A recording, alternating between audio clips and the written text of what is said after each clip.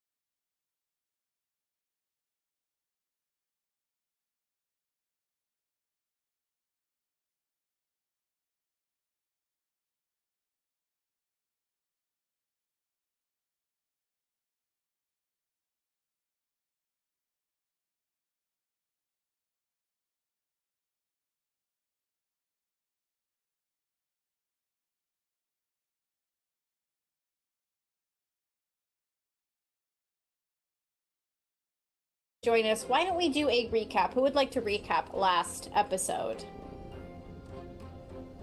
Oh, goodness. Danny, Got notes. take it away. Let's find the notes. Take it away, you beautiful blue-headed woman. Let's see. We started by Well, all hope was lost in Tartarus because that's the way things are. Achlys got a haircut and wasn't too happy about it. Got to meet everyone, who we are all very interesting folks. Let's see. We got to see Achlys have a dream with Epeiros. And let's see. My writing is really small and I'm not wearing my glasses. Ooh, Aphiros is a nightmare. Yes, and has some really awesome nightmares that she shares. They share. Let's see. We had a little bit of discussion about why everyone is there. Demarion got called to the office as the rest of us cleaned up and was told that he gets to train a new tracking hound. So he's got a puppy with him now, which is very, very cute. He said he named the puppy, but we don't know what the puppy's name is. Let's see. So he's training the puppy. In Minthy. my notes, it says lesson time. Dysnomia continues to suck. I believe Yes, dysnomia sucks a lot. telling us about the natural order. Yep. Lesson was the natural order of things. And we all had fun definitions of what the natural order was. Oh, and we had the special guest to talk about staying in our lanes, and that was Sisyphus. So that was fun. We went out to the training grounds to dig up Vivianite, which is a crystal that grows in corpses. And dysnomia was a problem. And was fucking around with Epeiros, who to try and give Sisyphus a nightmare. Which happened just as Achlys made something else happen, so Achlys was kind of getting blamed, and then we all got in trouble and were chained with barbed wire and hanging, and it was bad. Yeah, we were all being punished, hanging from our wrists, so that was good times. But then we sort of made friends with Macaria, who... I don't remember who she is. She's the second daughter. Yes, Oh, yes, yeah. she is you. Yes, she is Hades's. Hades? No. Yes, Hades. Yes. Yes. Hades. daughter. Hades is. The second daughter. Yes. Yes. I just connected to a different Wi-Fi, so I might be in the wrong spot on the screen now. How dare you? How Sorry. dare you? We also have a Josh in the waiting room. Shall I let him in? Yes. We should. Okay, things are gonna go all wonky for a minute as I get this placeholder out. There we go. There he is. Hi, thanks. Hello. Hello. Sup. Sorry for my turdiness. So yeah, We'll never forgive you. I get it. we started plotting with Macaria, because the day after tomorrow is Hades' birthday, and he'll visit, and that will be all sorts of distracting. And so there's a lot of planning. There was a lot of planning. A lot of planning to put together this plan. Gosh, there were a lot of moving parts to it. But we got all sorts of things. Mercaria had the fucking insane idea to release the Titans, which is Yes. Yes. just Oh my straight god. up a bad idea, but we did it anyway. Yeah, I feel like she was going to take the blame, so... We only released one. Yeah, just the one. Just the one. Sort of. Sisyphus wasn't entirely trapped when we left. I mean, Sisyphus isn't a Titan, so Oh, that's true. she's kind of a guy. He was just hanging out with them. Yeah. Yeah, so we did all of our plotting and planning and getting things lined up. And when the morning of Hades' birthday arrived, the chariot showed up, and the man himself went into the Great Hall, and we started celebrating with all sorts of spells and stuff going off, causing all sorts of craziness as Epeiros managed to give Dysnomia a nightmare, causing her to lose her shit, and Argyra then picked up Dysnomia and threw her at Hades, which caused the distraction that we needed to get the hell out of there. And we all flew down using the new tracking puppy to find Sisyphus and therefore find our way to Prometheus. And we managed to talk to him. Yeah, that was Achlys, who was very good at persuading him to play along with us. And yeah, Demarion used Electo's wand to use the trace of sigils and get the chains off of Prometheus. And Prometheus just started having fun at the school. But before that, he plucked off a toenail and put us all inside it and put us up in The blood river. blood The river. floating Yeah, the blood floating river. blood river. Yeah. I personally never need to hear the phrase "popped off a toenail" ever again. Every time I hear it, I'm in like a deep pain. Yeah, no, it was not a pleasant thought, but now Also, we're... this is very much an aside, but you know how Achlys has like a bunch of stuff in her inventory, and that Eero can like eat magical items. Scale 1 to 10, how likely is it that Achlys manages to bring Electo's wand upstairs? Or the toenail. Danny's not gonna let Or that the happen. toenail?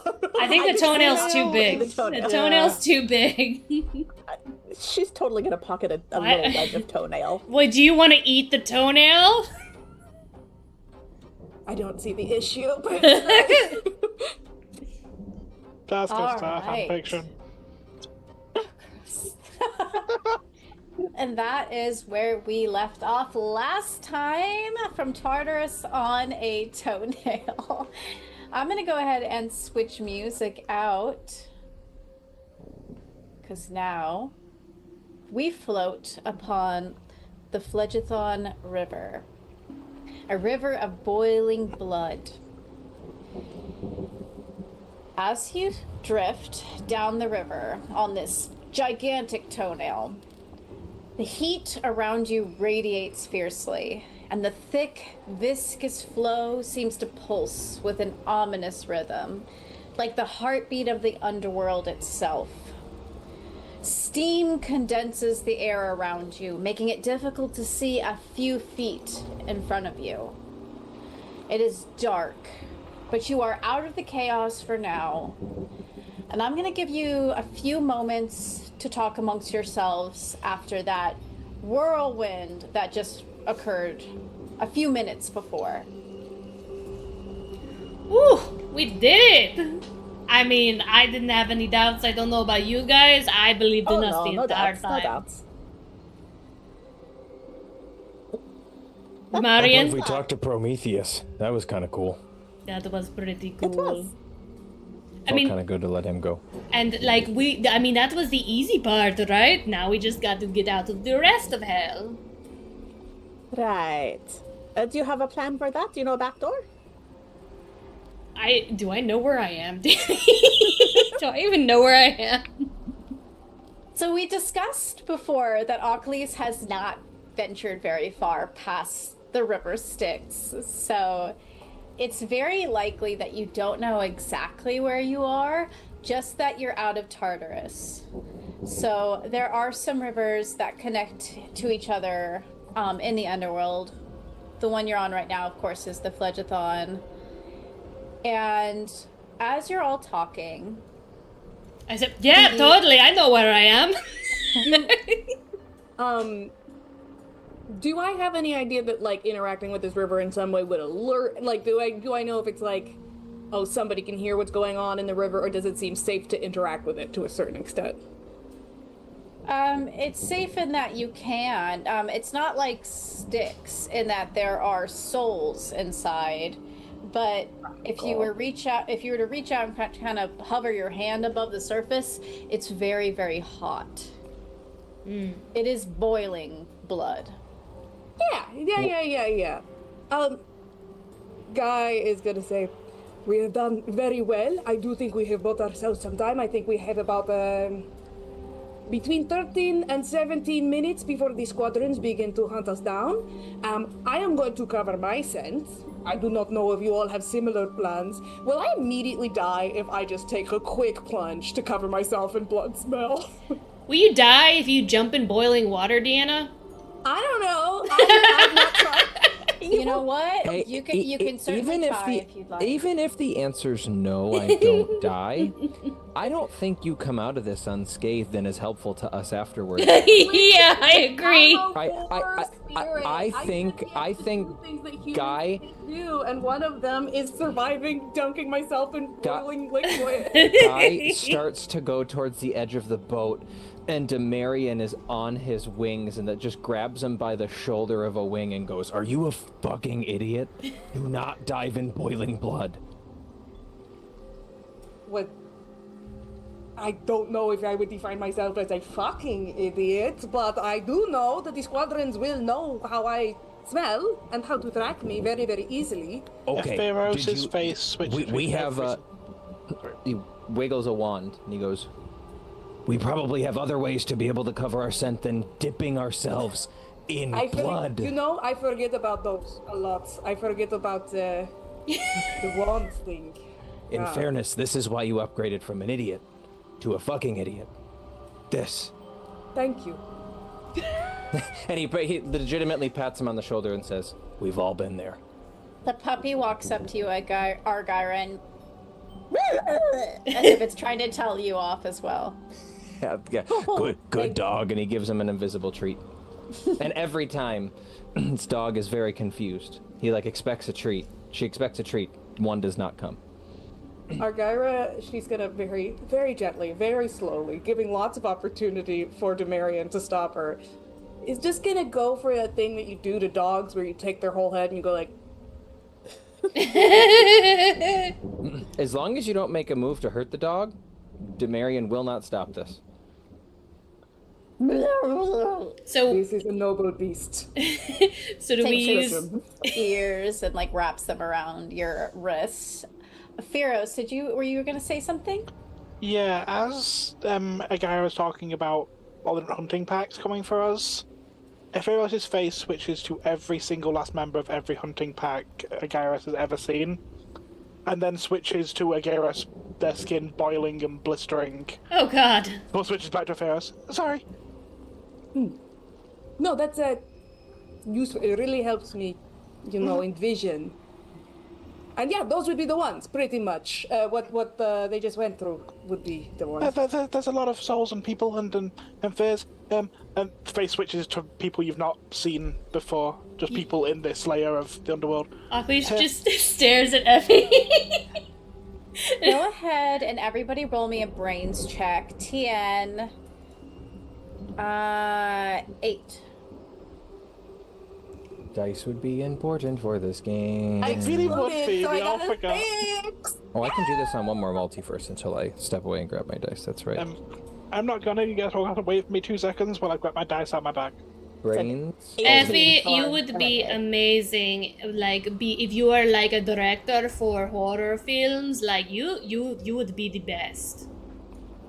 Thank you. I've never seen a film. Have I seen a film? I've seen a film. 4. 4? Okay. 12. 5, 12. Okay. Arete and I got an Pharos. 18, right? Yes. Okay. It's so weird being the Arete- smart character. You hear it first from a distance. Pharos, you pick it up after the flapping of wings a distance away, approaching Oh. from above. You can't see very well above you with the steam, but you hear it. Right. If we can do something about the smell, I hear wings, and you have wings, so I assume the rest of them have wings. So perhaps the smell should happen now. Yeah. I think Demarion is the one who's been holding the wand, and I think he probably goes, "Shit," and he takes the wand and he essentially kneels down and smashes the tip into the center of their toenail boat, and is going to try and use a grit spell.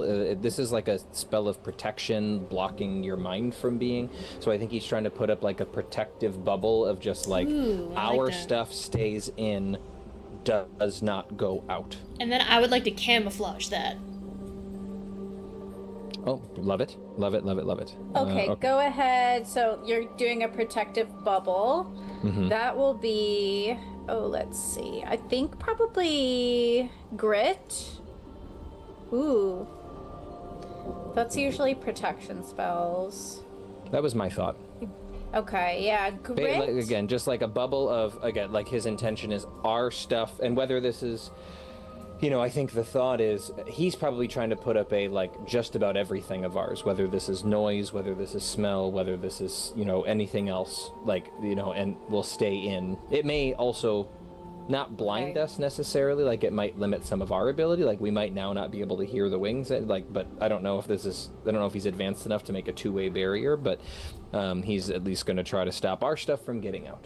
Okay. Ideally letting other people's stuff come in as well, so we can still hear. Right. Grit of 10. Achlys, flight of... Flight? What are you doing? Camouflaging? Making it look like an illusion, like we're not there. Oh, okay. Charm. That's what I thought. I was like, girl, Charm what? of 8. Charm of 8. Everyone is so carefully targeting their best stat. You really Well, are. that did not It's work true. for me. What was my TN? 10. Oh, goody. I rolled a total of a 4. Woo! My TN is 8. Yes. See. I'm gonna use 2 adversity tokens to make it an 8. I have one adversity token I can use to get my own up to a 5, I believe. Oh no, I'm sorry. Mine is a 3 on the dice plus Did 2. you for roll your 5. D4? Your magic. Yes, I did. I Oh, rolled a 1 on God my damn it, I D4 and a fucking 2 always on my forget D20. I But I get have plus 3 2 for adversity grit. tokens, which would give you a plus 6. I don't know how I would be helping you in this situation, but I could give you 2 and give you a plus 4.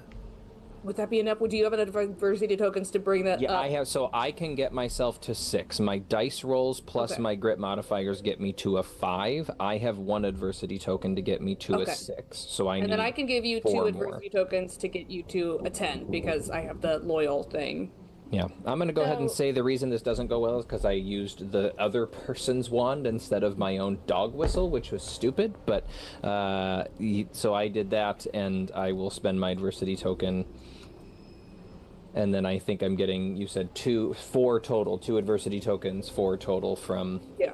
Demarin, you get the sense that with this wand, it is a very powerful wand, but it is inclined to do more offensive spells than protective spells, and that's probably what happened there. I'm kind of imagining like that there is like you put the wand down and there's like kind of shockwave that kind of rocks the boat around, and the way that I assist you is essentially keeping you steady while you're doing it. I don't know, because I'm not a super magical person. It would be more like just physically. fine. And then what does Achlys do?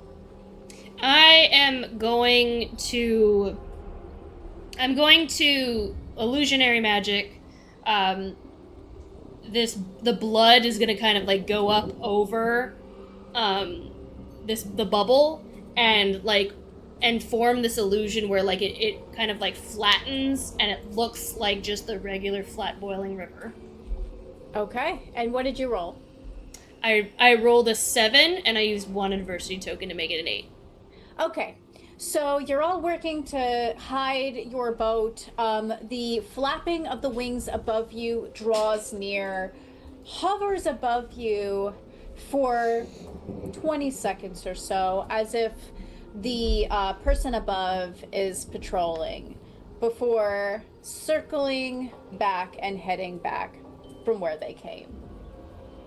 So I know my brains is a D4. Am I able to place like, oh, this sounds like a Keres, this sounds like a Fury, this sounds like a Harpy, anything like that? Do they make any sounds other than just their wing beats? Go ahead and roll, just roll your D4. B! Okay. You're listening. Once Arete and Afiros kind of notify you that they're getting closer, you pick up on the sound, and you can tell the wings are heavy beats. And judging by the way you fly and by the way your comrades fly, you get the impression that maybe it is one of your companions. Yeah, because I know that the Harpies are swift-winged. Yes. Not them, okay. They're much faster, but you also know that your team usually is sent out for missions such as this. Okay. All right. So you have dodged the eyes of the Karis for now. And as you progress down the river, suddenly your boat jolts to a stop. And you notice that it stops at the shore of a frozen lake of sorts. And this is where I'm going to switch us over to a very simple map, so don't get too excited. But Too late. Ooh, map. a very, very simple map. Guys, there's ice. Hell yeah! It's everywhere. Square! I'm going to move you all down. Go down, Hell go down. yeah, it's a square. It's very impressive, I know. Okay. So, you all bump into the shore of this frozen, what looks to be a lake or a river. It's very large. And what do you do? Do you disembark? I would like to know if Demarion feels any closer to Cerberus. Having traveled down this river, does he get this sense of just like, I'm getting closer to my boy? Like, does he have a feeling? Not be cool if he could use it as a compass, but if it's not that precise, is he getting more? I think Demarion is probably the first one off the boat. You can tell that since we were on our way out, he has been like gung-ho, let's go. We need to keep going, because he is just getting, this is the first sniff of freedom and that I get to go back to my boy that he's had in who knows how long he's been in the camp. And so he is eager beaver. So, this is an interesting point. I don't know if we've ever talked about, like, maybe what stat would be instinct. Would it be like, what do you guys think? Would it be like grit? Or I was gonna like, say, I my think super whatever you're biased looking opinion would maybe be that it's grit. I don't know. I think grit makes sense. I think Like, it makes That sense. was my instinct would be it's great. like your gut feeling. Okay. Yeah. Go ahead and roll a grit. Just roll it. We'll see kind of Just see what where we it got. lands. Okay, so 16 total, 14 plus 2. Okay. You disembark from the boat, and as you do so, you feel a little bit of a shiver crawl up your spine, and you feel that pull in your stomach to go forward. You do get the impression that you might be getting closer. I think without looking back, he goes, "Come on, this way," and he just starts. He picks up his dog, boom, starts walking. All right, Demarion, you start to walk forward, Oh, and God. suddenly You Perfect. slip because it's You're welcome. ice. you hear below you Oh God. a noise.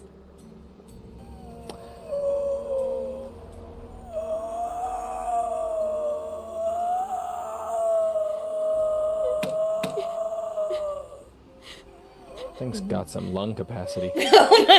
Oh, wow. When you look down, It's the black lung. We got the black lung. you will see the silhouettes of faces pressed up Oh, against no. the ice and hands.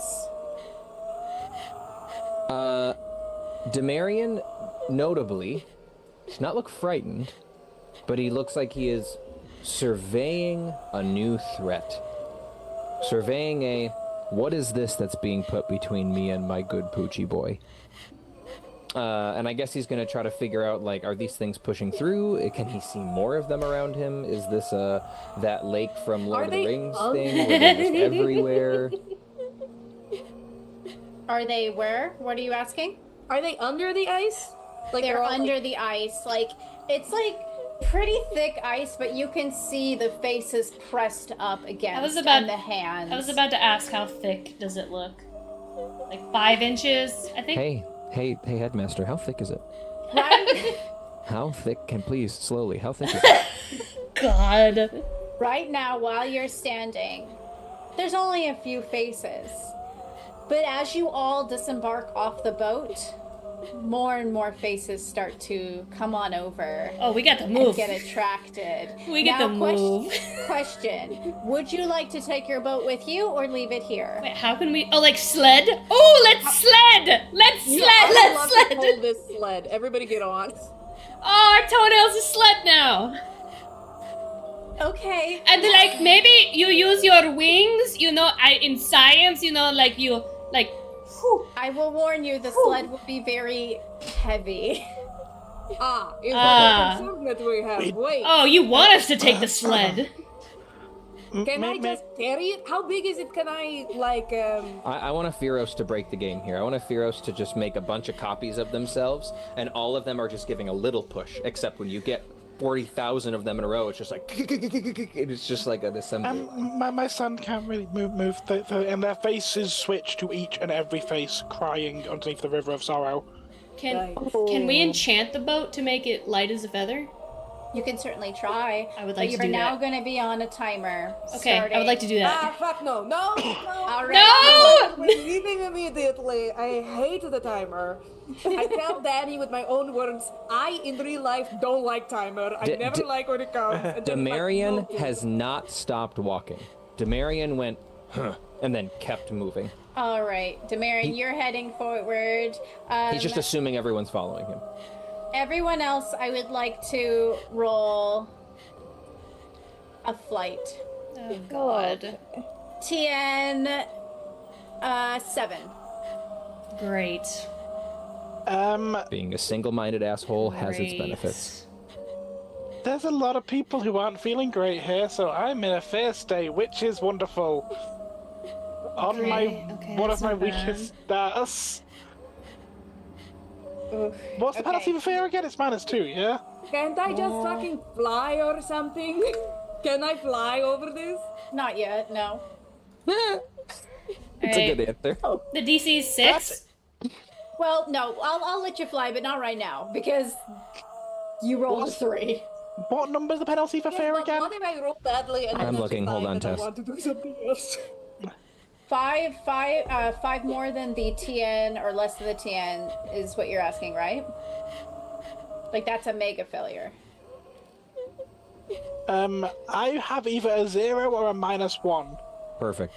Perfect. It's a 0. I don't think we do minus. Holy oh shit. My God. Achlys, what did you get? I rolled a 5. I'm gonna have to use an adversity token to make it a 6 if the DC is 6. I think TN was 7.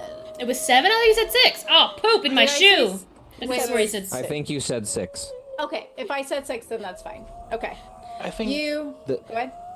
yeah, I think if Eros just gets taken over by just every single last one of the thousands of souls, switching, like almost like getting a horror film where it's like, flashing between like frames of a camera really quickly. Yeah. Oh, okay. Demarion, you are walking forward. You hear the formidable crack behind you. Basically, what happens is Argyra is picking up the Toenail, ready to pick it up and take it with her. Everybody's discussing how they're going to make it lighter. Unfortunately, there are a few people who fall into this. There's a crack, and your leg falls into this crack. I will say Aphiros, Argyra, and Arete. You're all three. Your legs fall through. Oh God, so, no. Go ahead and roll me a fight. Okay, I'm good at fight. I can do that. Is this everyone or just who fell into the... That's everybody who fell in. Everyone Gotcha. who fell in. If you'd like to help them, you can also do that as well. I would like to help. Exploded, so I got a 21. Before I help, I would like to be like, the Marion, turn the fuck around! We need help! And he turns around and goes, God damn it. Nice. Arete, what did you get? I got a 4. Okay. What did you get, Aphiros? I got an 8, and I would like to give 3 adversity tokens to Arete, as Aphiros is more terrifying than their sorrow. As instead of fighting the they put the hand on them and all the souls recoil around them. Ooh. Okay. So Arete starts to get grabbed and the hands start to crawl up her leg, but you terrify them all back down to the water. Argyra, you fully just kick and probably kick somebody's arm off as they're starting to grab at your leg. And Since I got a very high roll, am I able to grab somebody? yeah, go ahead. I'd like to.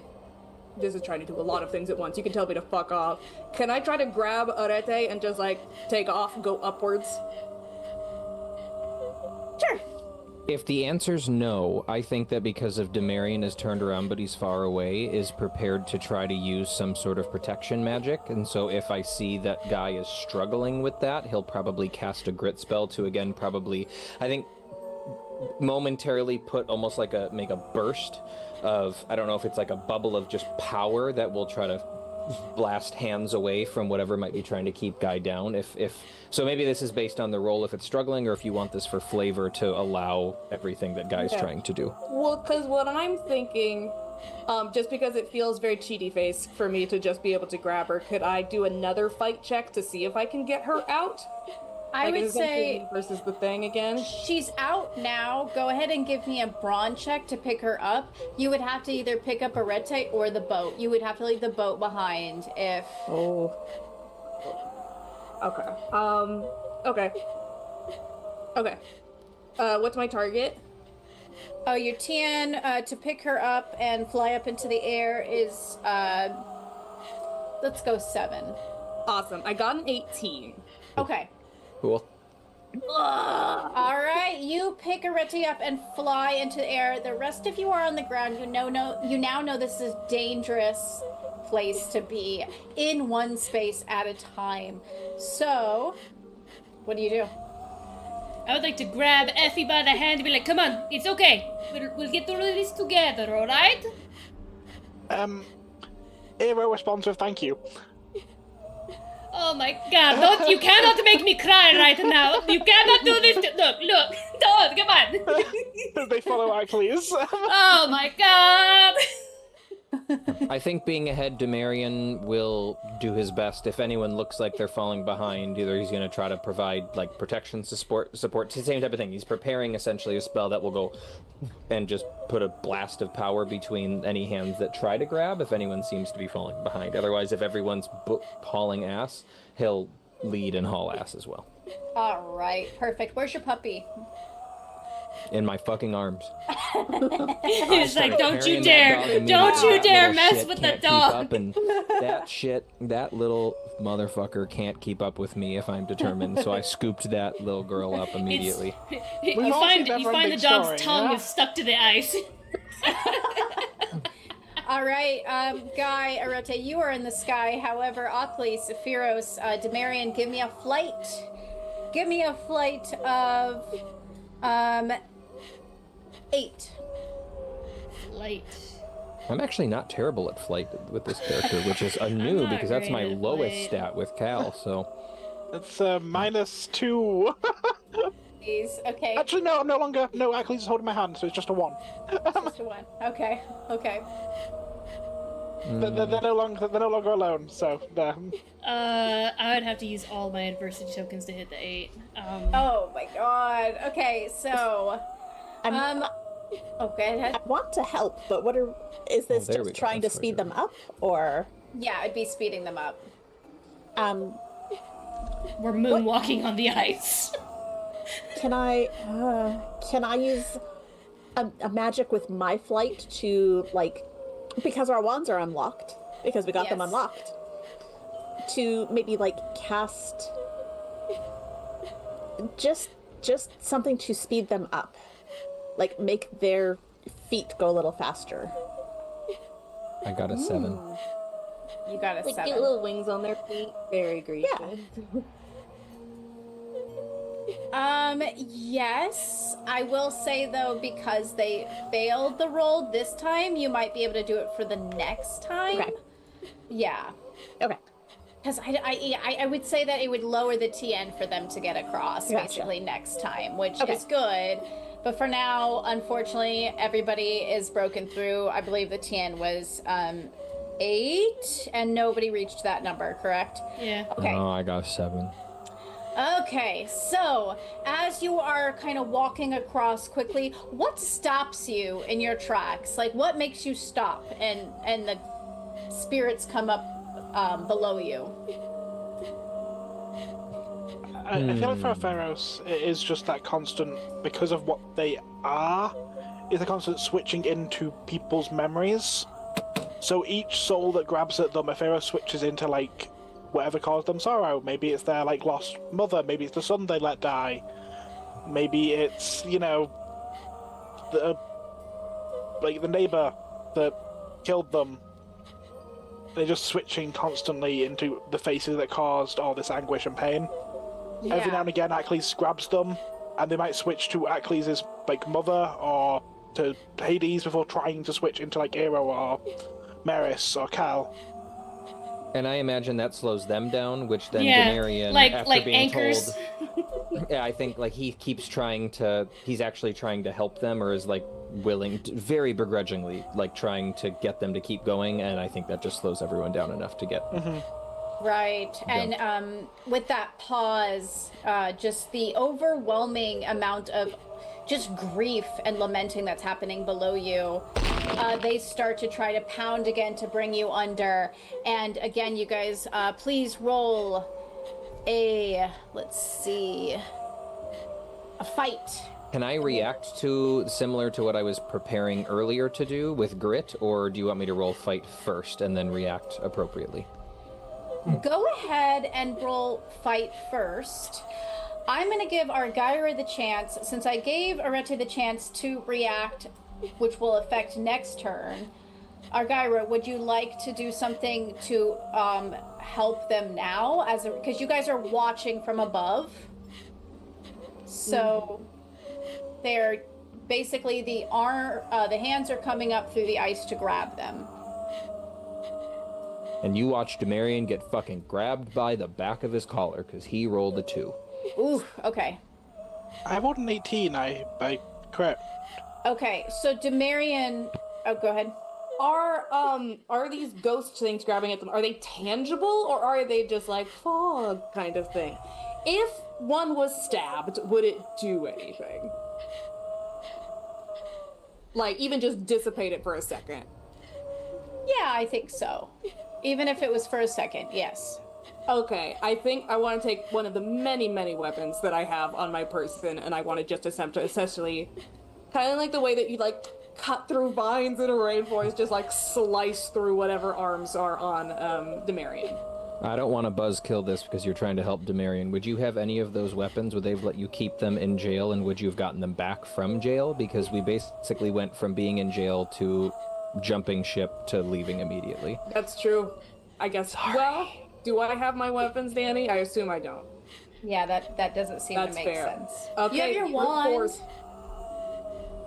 I don't use a fucking Does your wand wand double as a fucking, like, dueling cane or something? And you just, dueling like, can cane. beat people and also... That feels like it would fit for your character. You can't just... Just you rip don't off- I cast have a spells. magical Rip off someone's arm and use it as a weapon. Rip, that's it. There you I have a go. magical quarterstaff. Dambo Rip Jones. off Demarion's Yeah, I arm can and master- use it as a weapon. May you what? Can I have a magical quarterstaff? Like, can my wand be, like, fucking enormous? Like a baton? Sure. Okay. This has weird wands. You can have one too. I want to then baton through those arms. I want to slam my wand through them, essentially, use it as a weapon. Okay, go ahead and give me a fight of, what was your number? 2, was it? I rolled a 2.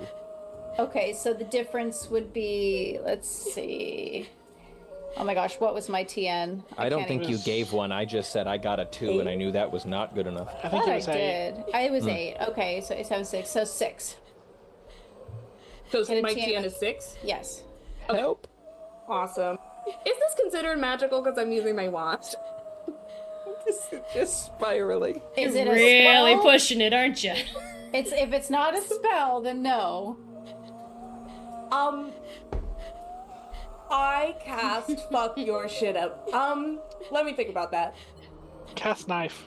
I mean, I come from a warrior band, right? I imagine that our attacks are magically charged, but I don't know if that's a spell. I'm totally okay with the answer being no. It's just I don't think she does a lot of wand magic. If you charge your staff with magic while you hit the thing, then yes, it's a spell. Hell yeah, let's divine smite. Let's. Okay. Hell yeah. Achlys, what did you roll? Guys, I rolled a 12. Okay, so Ephiros and Achlys, you were able to kind of get away from the hands. May I, because I am an expert in summoning, Oh my god, guys. may I take the shards of the ice and like have them like transfigure? Can I summon weapons? Give me a moment. Our guy. Yeah, I was gonna say let Guy so- finish this. So I did, in fact, roll a 4. God damn! I I'm gonna use my have adversity- one I'm gonna use adversity my token. adversity tokens I and can use mine to give you 2, if I'm allowed to help you in this moment, because I want to help you help me. Thank you. Okay. Okay, that's fine. You slash the arms and they dissipate, and Demarin, you are able to scramble up from that ice. You nearly fell into that cold, sorrowful water. Okay. There's one last round before you guys make it to your destination. Achlys, go ahead and do a charm. Arete, did you roll for your swift feet No. I can see spell? Okay, probably you're trying to put wings on their shoes? that. Yeah. Okay. Is this? Would you consider this defending them? Yeah, I mean, what are you trying Okay. what are you trying to roll? Just. I have the feat of guardian or the strength of guardian. So. Oh, yes, absolutely. Okay. Yeah. But I I'm think just I trying rolled to well figure enough. So. trying to figure out if you should roll a charm or a flight. What do you think? Charm probably makes more sense, but I'd rather roll flight. I mean, I think because you are doing a kind of like you're making them faster, you can do flight. Flight specifically says general stat used to cast magic when you want to avoid being hurt. If I ever wanted to avoid being hurt, this seems would be it, this yeah. seems Yeah. appropriate. Yeah, I think that's fair. That's why Nero is a jammy little ship. All right. What's my TN for that? Oh, TN for everybody would be, let's go 7. Okay. I've got to fail. Oh, no, That's not you, just Arete. Okay, 14. thank God. A what? 14. 14. So double it. Okay. You, Ephiros, Achlys, Demarin, you hear a little pop on each side of your heels, and you see little wings pop out of your shoes. And it suddenly you feel like you could maybe sprint across this ice a lot easier. You watch Demarion's eyes burst with rage as he gets something on his feet that makes him look even remotely closer to the jackass Hermes that put him here. Anyways, Sorry. Demarion runs with a newfound rage. Perfect. It reminds you of your favorite god. Achlys, you are gonna roll a charm. Oh, yeah, no, I rolled a 1. Oh, sorry. I'm not even gonna roll my d4. What's the point? Okay, you pick It up. could explode. You could have. Okay, I rolled a 4. There you go. I rolled a 4. Roll it again. No, think it's I 4 rolled total. a 4 total. Oh, No. gotcha. 1 + 3. I You understand. pick up a piece of ice, but it almost feels sharp to the touch, and it kind of like burns you, and you drop the shard. All right, everybody, roll one more time. Flight. Oh my God. 5, TN 5. I luckily have adversity tokens at least from failing. 14. 14, Marion's Marion. pissed. Hell yeah. You've reached the end of this river, at least to the point where you see something. What does everyone else roll? 2 for Theros, 4 Theros. They're not Technically, coping Marion too rolled a well. 25. I D12s rolled the as well. 3, but I'm gonna use 2 of my adversity tokens. Okay, that's okay. Yes, Arete, you're the sky. Okay. All right, Theros. this last moment, everybody is running, trying to book it. This is a very scary situation, and you stop suddenly, and you just hear the voices below you saying, "Come to us, save us, please. We're down here. We just need you to save us."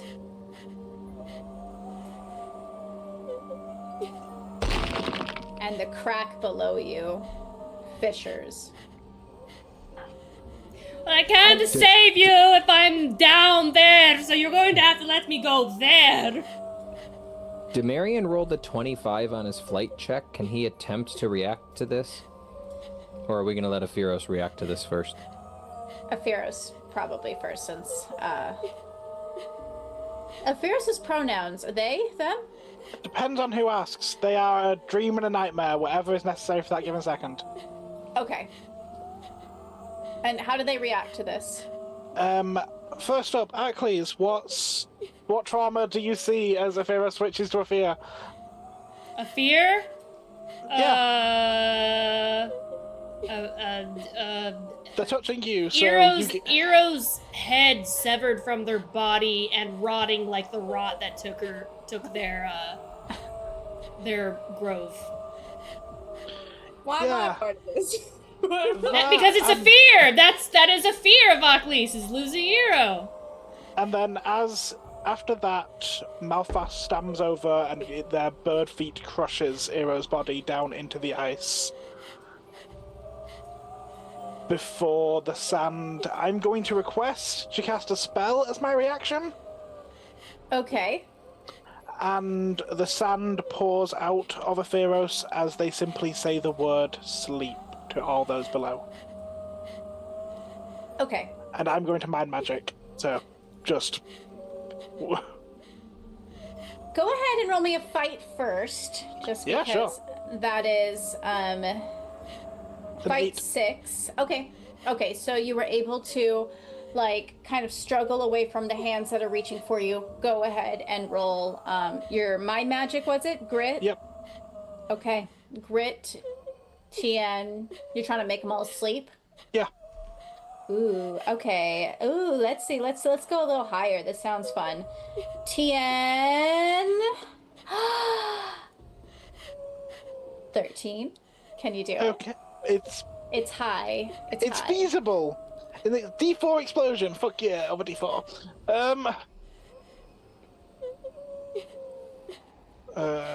What D4 sounds good? Let's go with skull dice, because that sounds fitting for the underworld. For another 3, so it's, 3 plus 4 is, someone do maths who's better than me. 7. 7. Plus 9 is 16. gonna be 16. As you whisper sleep, the word drops from your lips, and suddenly everything goes silent below you. The faces fade down into the water, and it becomes this thick, milky mist. They're going to attempt to give them all a pleasant dream. What dream? Whatever caused that sorrow, they're going to basically let them live out an entire mortal life from that point on, righting that one wrong. Oh. And suddenly, this silence that felt very ominous and kind of sudden starts to feel a little more peaceful. And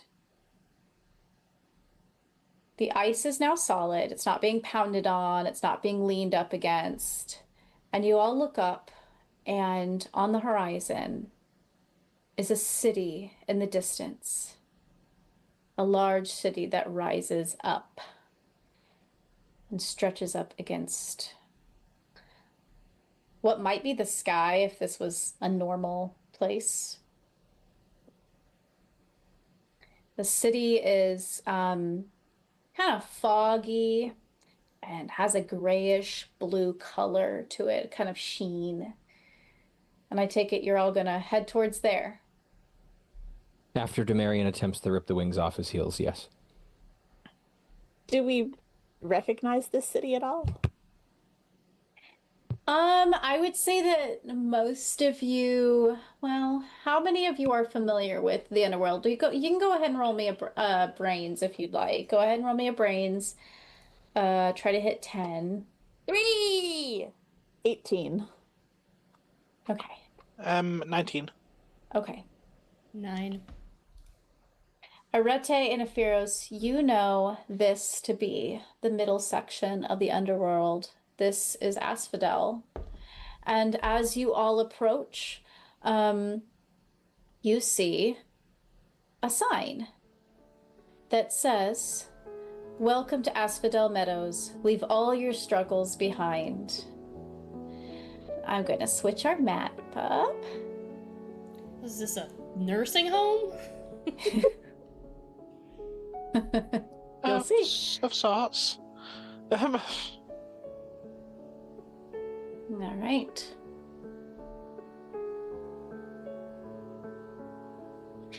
It's always so fun to watch people disappear from the map. Yeah. All right. Do y'all see where you are now? Cool. As you approach this city and enter the Asphodel Meadows Square, you see people going about their daily lives. There is a kind of hustle and bustle to this place, but it's not with the same livelihood as what some of you may know in a busy city. Trying to think if any of you would know what like a busy, lively city would be like. But I would say go ahead and roll a brains again for all of you. TN 5. 13.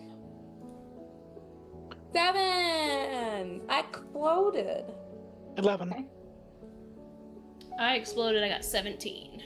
Okay. Demirian, you are too focused on the task at hand, ripping the wings off and just figuring out your mission. Where's my everybody... dog? Yeah. Did your dog get like loose and like run over? Oh no, I mean Cerberus. He's like, again, he's relying on his intuition to point him in the direction of his puppy. Right. Okay. Everyone else notices as you look around that people pass by you, but they don't look at you. There's some kind of degree of separation between you and them. They pass each other and they don't recognize each other or look at each other. They don't acknowledge the things around them. They're just kind of walking and doing tasks and not really engaging with the world around them.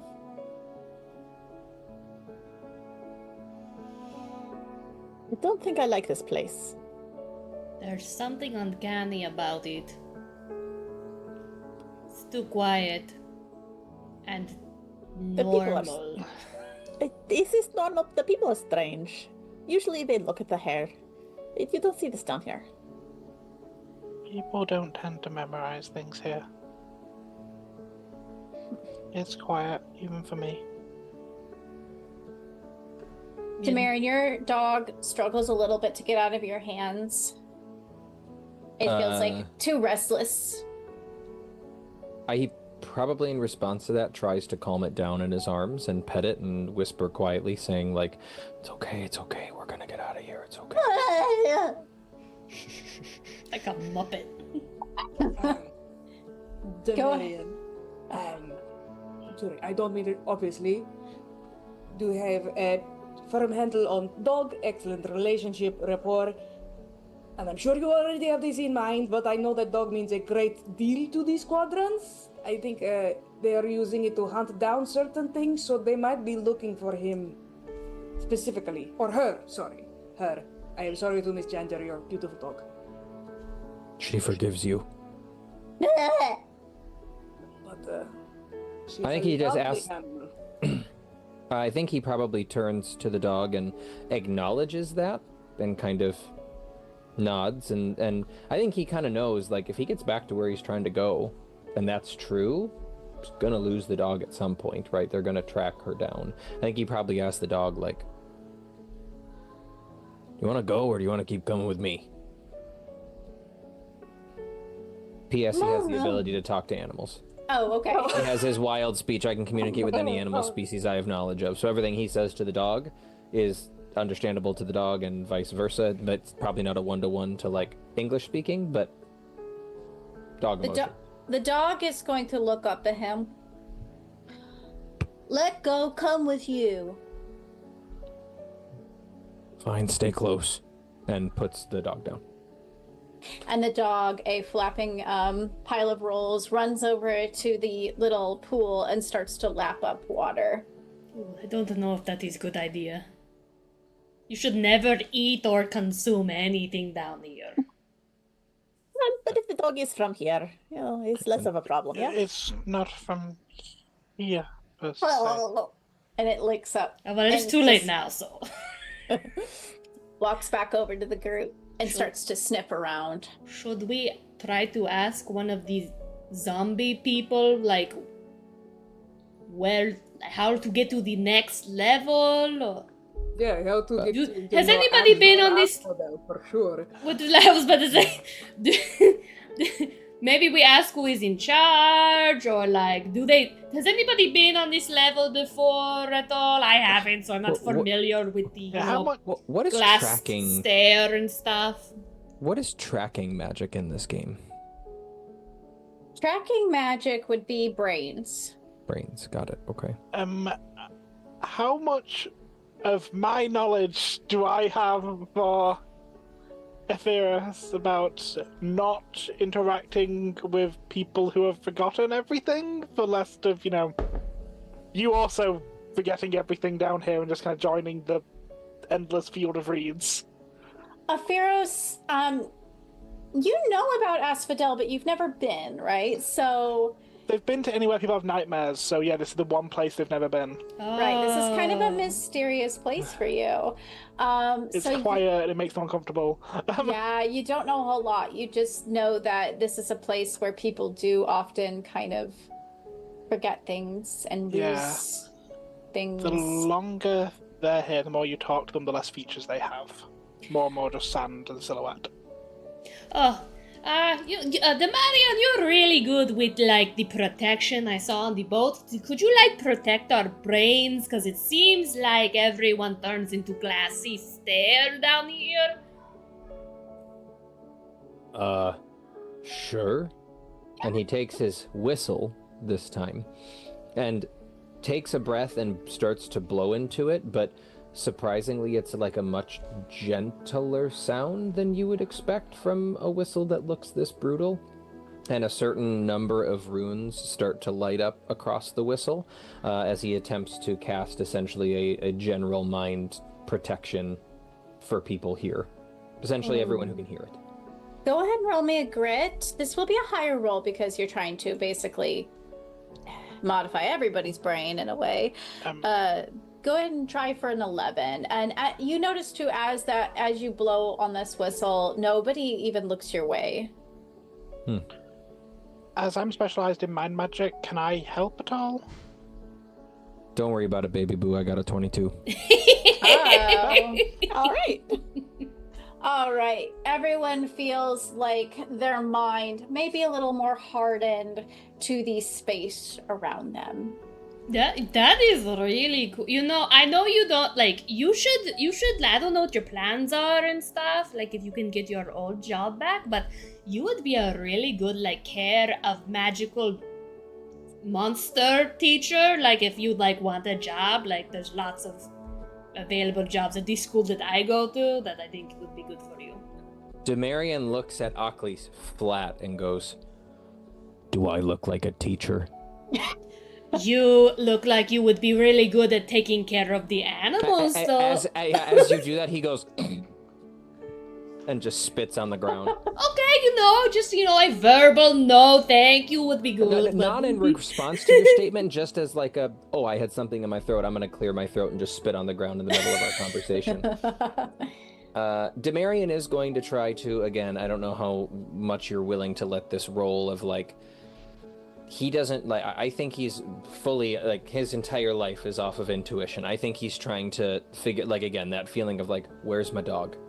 And he's trying to figure out just which way is going to bring me home, which way is going to bring me to my other thing, living thing.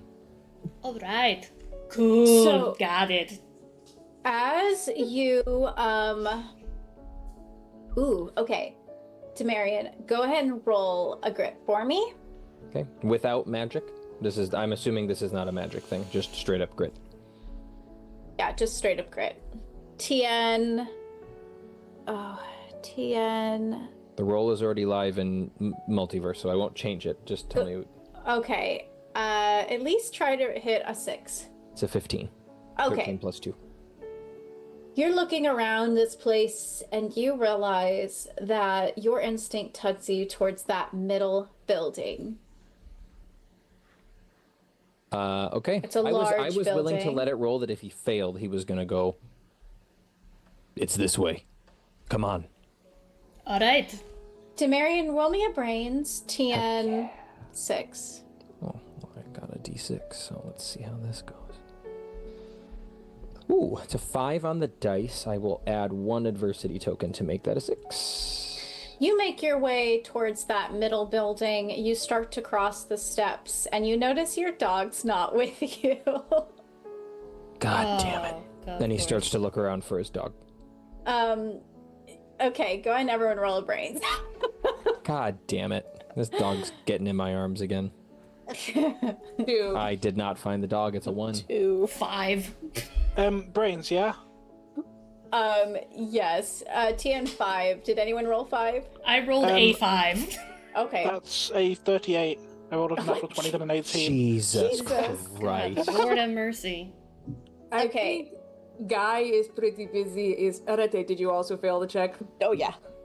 See, what I am trying to figure out is what they did to deserve this specific punishment. Because it has to be something to do with the brains and the memories. This I is a guess. reward, But and then it is not considered a punishment. It is considered a good thing. Asphodel is a good one, yes? That's No, what we're told. Asphodel is great, but this is not Asphodel. I know what Asphodel is like. This No, is this is Asphodel. I know Asphodel. I've seen it. This is Asphodel. And the sign said that too. Well, the sign said it, but signs say all kinds of.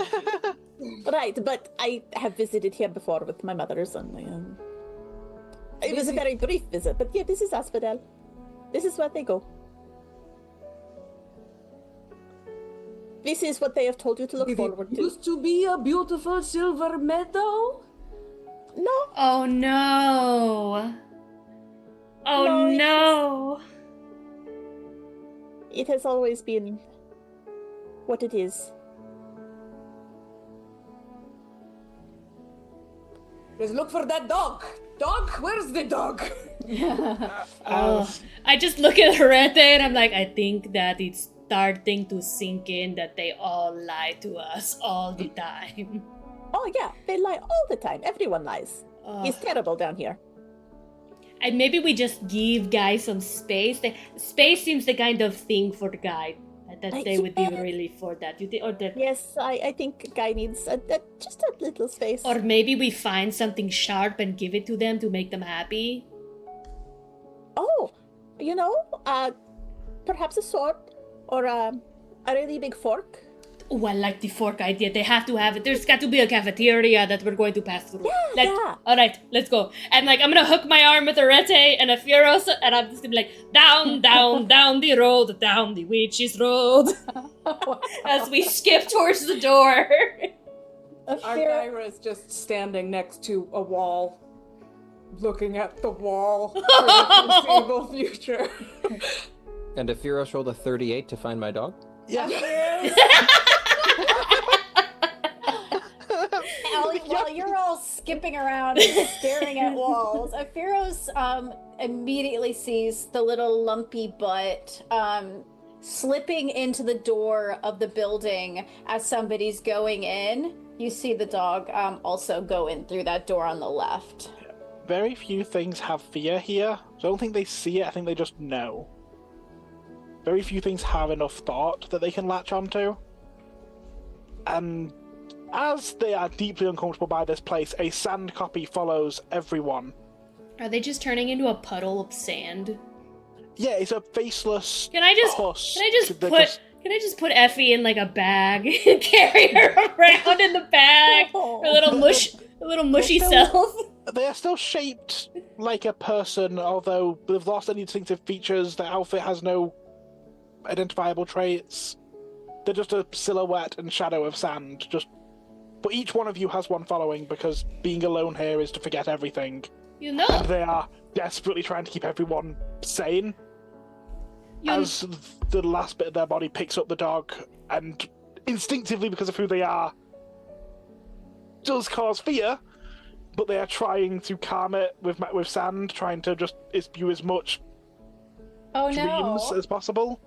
So you go to touch the dog, oh god. and the Yeah. dog goes and screams and starts to flail as it's like. And they'd pick up the screaming. They'll pick up the dog, and the dog will just start to whimper. So like, I imagine the Phyros next to Demarion went, over there. And then Demarion looked as Phyros picked up the dog, and he went, no! And then the dog starts to have a nightmare, and he sprints over, and as quickly as possible takes the dog away from Phyros to try and start calming it down without Phyros. acknowledging Phyros, and then starts heading back with like a gentle death grip on the dog to go back towards the center building. a nightmare is better than oblivion. We He all just says to himself quietly Yeah. before the sand just disintegrates back into the main body. start walking. I'm just like, Effie, have you ever thought of what you might want to look like without any, like, being somebody else, like what you would want to be, like? A little bit more of them fades as the hair a little bit longer. It's, just think about it, because, you could be just uniquely you without any influence of other people, and I think whatever you came up with would be super cool. Demarion We are asks the dog all what it was doing. reflection- We are all reflections of those around us. I smelled something good in there. Oh, we could get our fork ready. Good, what good? Yes. Hungry. We will get you food somewhere not here. Hungry. To keep going. I know. Hungry. He pulls a treat out of his bag, but it's not a treat. It's still just nothing. The dog glares at you. Hungry. Demarion's not looking anymore. He's like tried to feed the dog, and now he's trying to tune the dog out as he leads everyone through that center door. Hungry. Through He the howls hole. Mournfully, no one looks. Mm.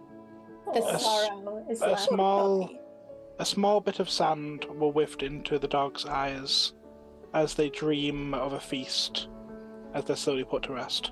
And the dog lays its roly head on your shoulder, Demarion, dreaming of hunks of meat and juicy steaks Mm-hmm. and maggots. Delicious. Delicious. All right. Is there a window on this building, or can we hear anything inside, or does it genuinely just seem like the dog was getting sucked into the void? For the left-hand building, Wherever the dog was going. the dog was going in the left-hand building, and there are, yeah, I guess there would be windows, yeah. If you look through the window, you will see a what looks to be like a tavern sort of situation inside. Yeah, and on the front it says Capellan. It says what? Capellan? Capellan. And you would all know that's Greek for like a bar, basically. Because I'm self-flagellating, I just want to do a quick look at the people, what's left of the people's faces here, and be like, did I send any of these particular people here? Oh, interesting. Okay, go ahead and roll me a brains check. Great. TN. Just a sec. TN 4. Well, it's a 3. I don't know if I want to know. So I'm gonna let myself fail on that one. Are you sure?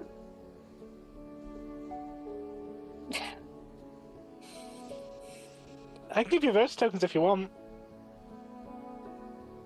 The Dungeon Master wants me to know who's in there. Arete walks up to you. Oh, what you're looking for? And if you would like, I will give you an adversity token. Okay. Okay, I'll take the adversity token. Do I recognize? Are you going to answer Arete first, or shall we see? That's a good point. I am wondering if I might know anyone here. If I am, I've sent many people to the, Elysian fields, but the Right. majority of soldiers are not great heroes, despite their Attempts? Yeah, I'm looking for brave warriors. And Arete will she's got long sleeves on, she'll just sort of scrub at the window to clear it up a little.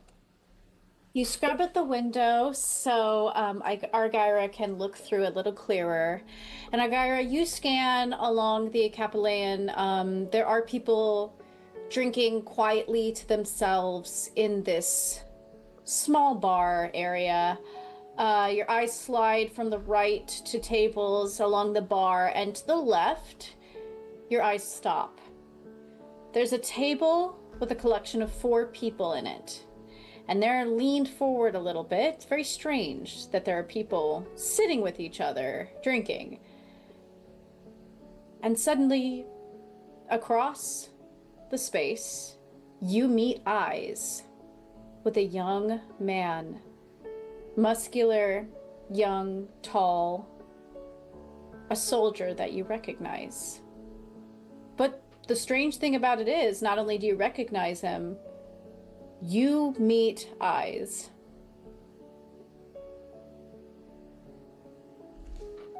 What have you done? I think I just stand there at the window going, Are you okay? he's looking at me. Really? Yeah, he's looking at me. The man gets up from the Looking at table everybody. and starts towards the door. Ha ha! Ha! What's going on over there? Why are you screaming? It is a lucid person. Have a great time talking to him. I will be over here. Wait, what? What do you mean lucid? Wait. And Arete will grab for your arm and try to hold you.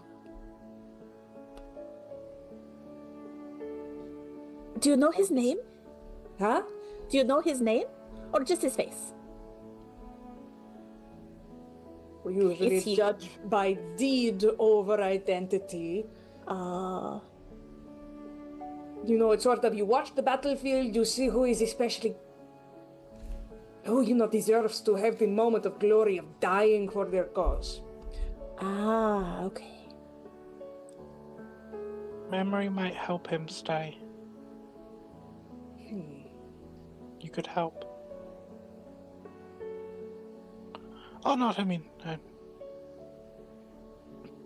Demarion, are you kind of standing over there like, what's the holdup? It's truly, I think this entire situation is happening as Demarion was heading back. I think he's at whatever this other door is, and then he realizes that no one is there. And he turns around and sees some people outside, and he probably goes, "What the hell? Come on!" And he yells that loudly across the open way. Demarion wants to go. We are busy. It's important. Please wait. He growls it sounds like a dog growl. He just growls like an angry pit bull. Dad. Is the young man coming outside? Yes, he does. So he'll come outside and open the door. He'll open the door and he stands in the doorway and he sees you at first, Argyra. So his brows are furrowed together. He looks a bit confused and shocked. I think I know you. Really? Say And then something. he looks around to the rest of you like, oh. You don't know us. Just pretend we're not here. Yeah. You got this. Hello. I've noticed that you can talk. What's Yes. going on there? I can, and so can all of you. It's very strange. Right? I Did mean, you just get here? did just- we? But who are you? Oh, Sebastian. And he reaches out his hand to you, Argyra, first. It has to write down your name real quick. And he'll shake it, and his hand drops. His hand drops back to his side, and he looks to all of you and says, "You must have all just died recently." We've recently arrived here. Did you get here recently? I think so. Time, it's a bit fuzzy, but I believe so, yes. Would you like to come in? Please. You hear What does that Marion across mean, the- though? across the court yell, "No, they wouldn't." If possible, can I get a read on it? So he's still a little bit more lucid.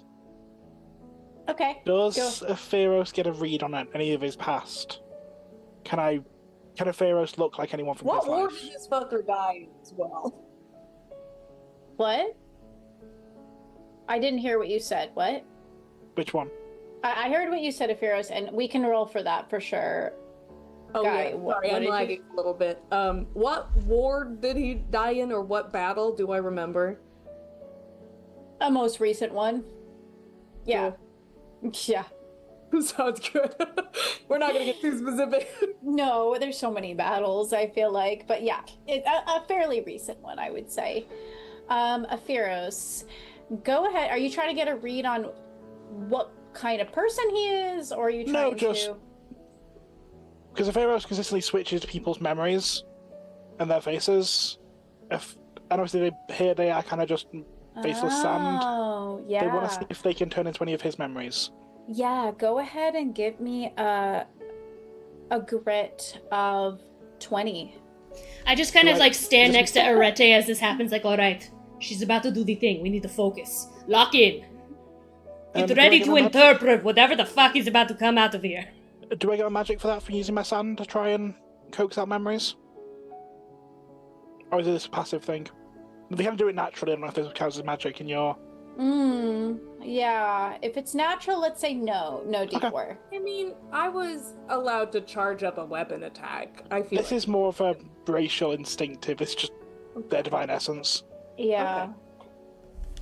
Okay, so that's going to be a 9. I do Okay. not think we've got enough verse tokens for that. Nowhere near. Aphiros, what is the target? Sorry. a 20. Yeah, they're in Asphodel. That's not. It's a huge, yeah, it's very hard. So you go to try to kind of go through Sebastian's memories and mind and find that although Sebastian can look at you all and is lucid in that way, his memories are still pretty unclear. Definitely it's like sifting through very thick water. Like you can't really see the images very clearly. The people's faces are colors, basically. I imagine they shift into different sizes, different shapes of sand silhouette Yeah. as they just look at this man trying to remember. And as he sees you do that, he takes a step back and his eyes grow wide for a moment. He didn't realize that you guys aren't mortals. So once he sees this, he's like, oh, and he goes to bow at all of you. No. No. Is this some kind of check, a visit of sorts? I don't think I've ever seen a god here. You are totally fine, and you have done no wrong, my friend. Oh, Just- okay. I do have for- question though. Do you know what's behind this door over here? That our very grumpy friend. You see how he looks kind of like a bulldog, like he's really mad. Do you know what's behind that door? That's behind our grumpy friend. Oh, yes, that is what we locals call the Fountain of Life. Oh, love the naming. Naming guy was on par that day. It's where we get pretty much all of the sources of our water, our livelihood.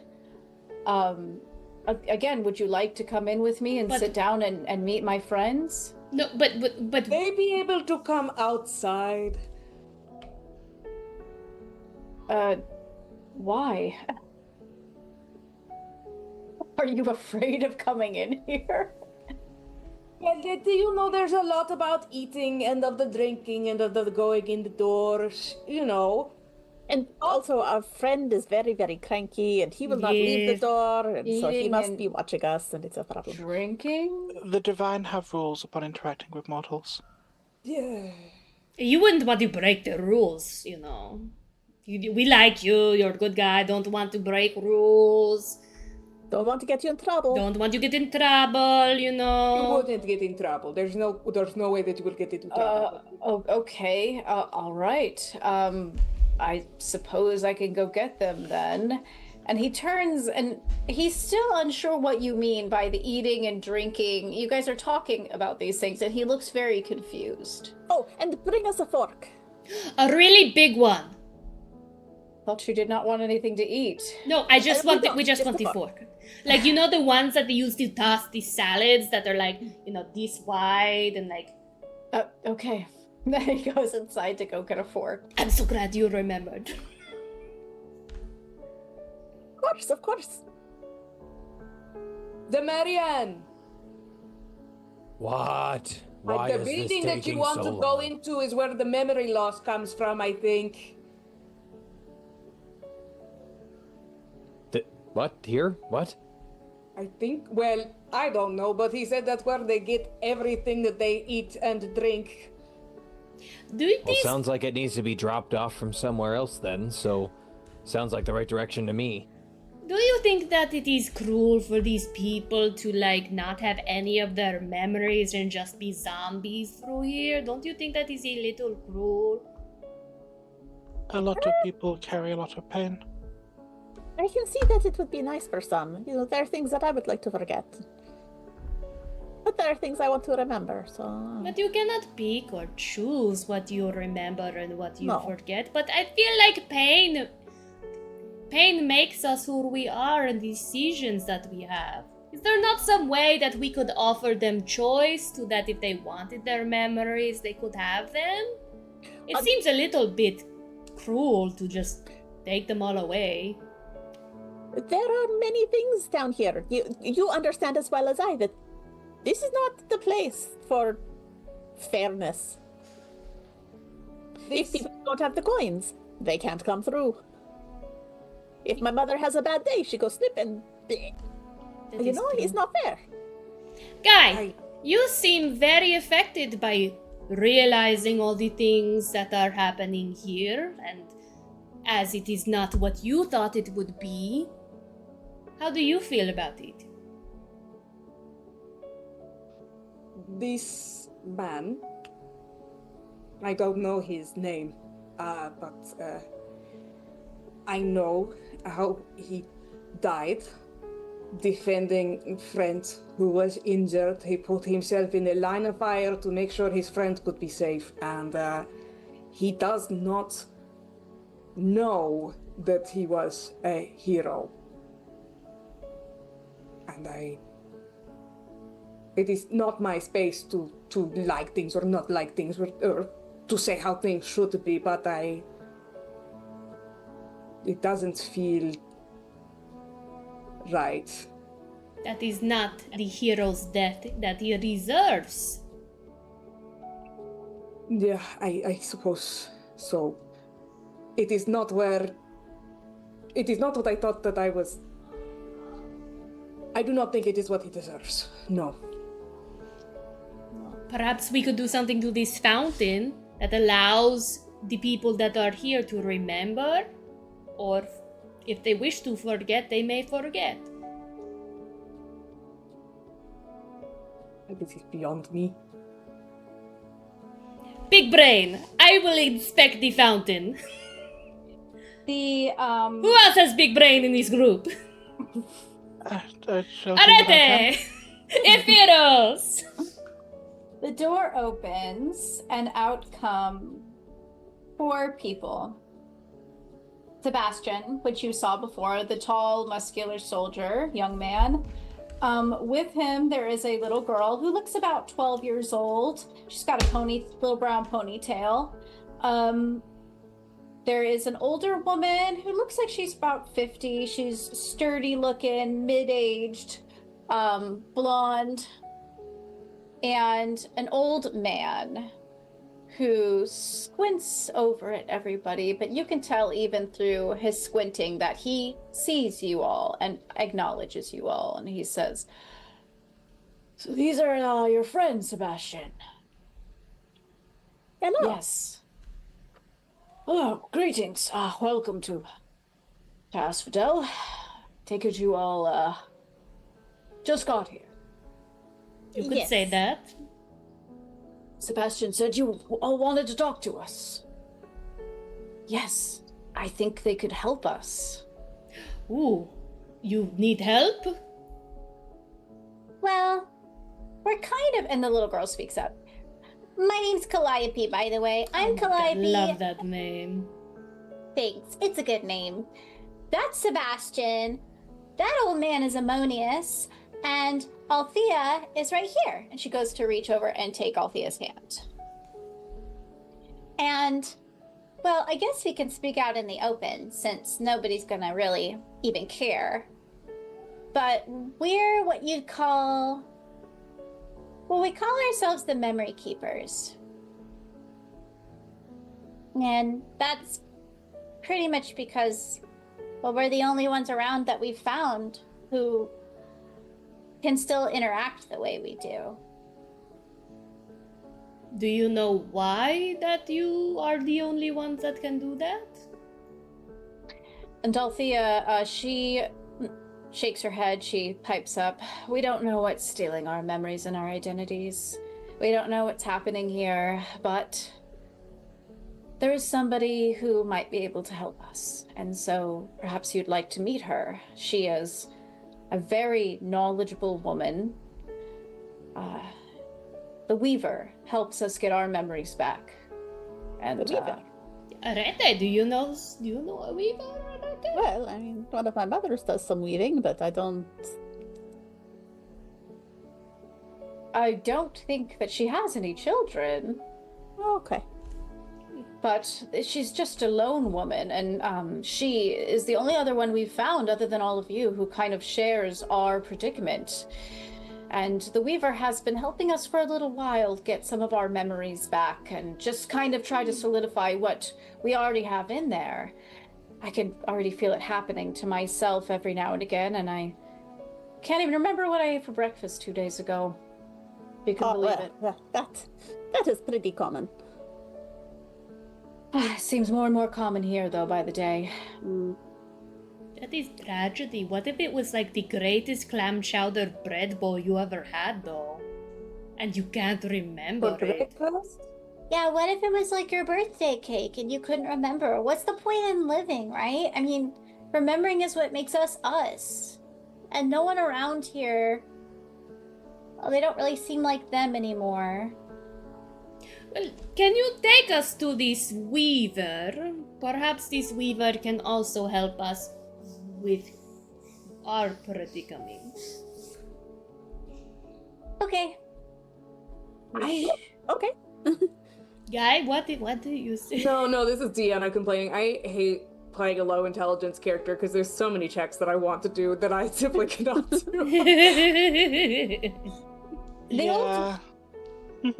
The old man speaks up. You can certainly still try. The old man speaks up.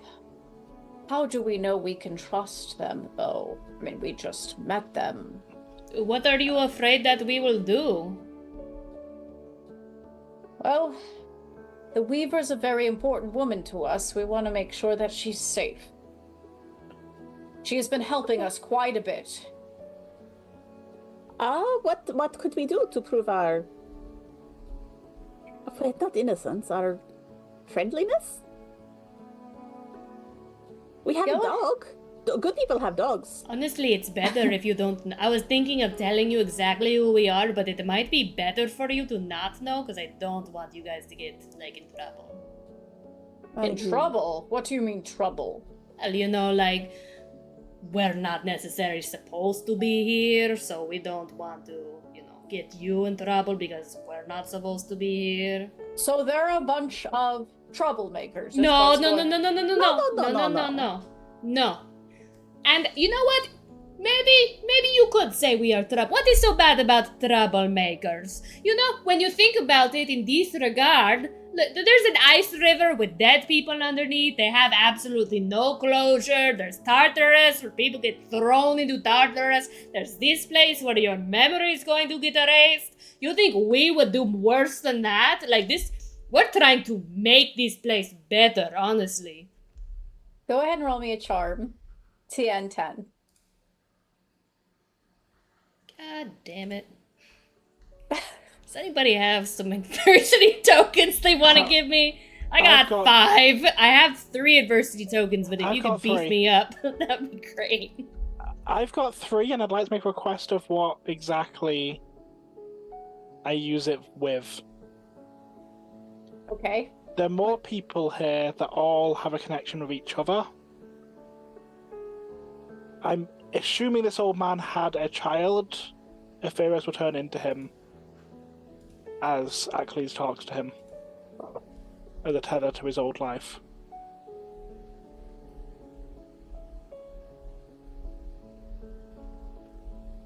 The old man, unfortunately, his memories would likely be like Sebastian's, where they're very hard to access. So how would you reach him, not with just how you look, but some other way?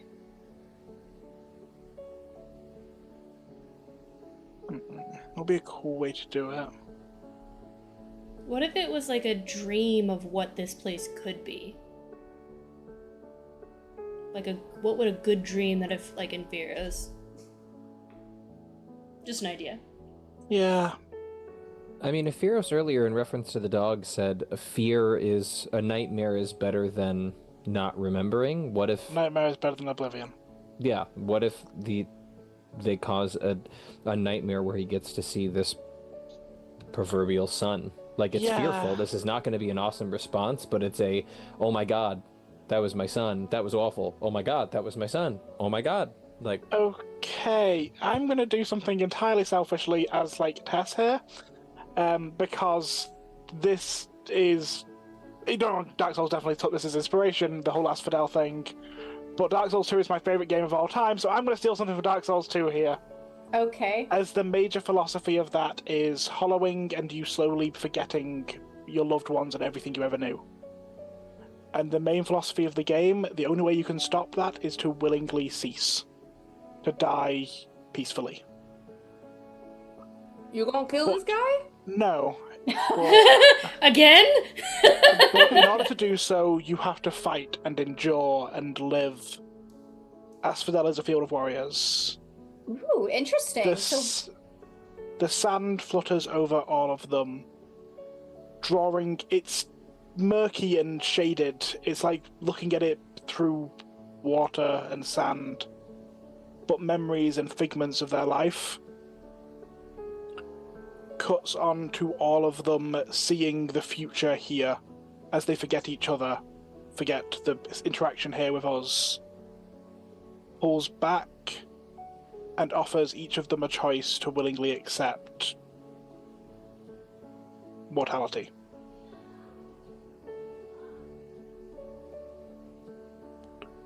Okay. It's a nightmare of existentialism.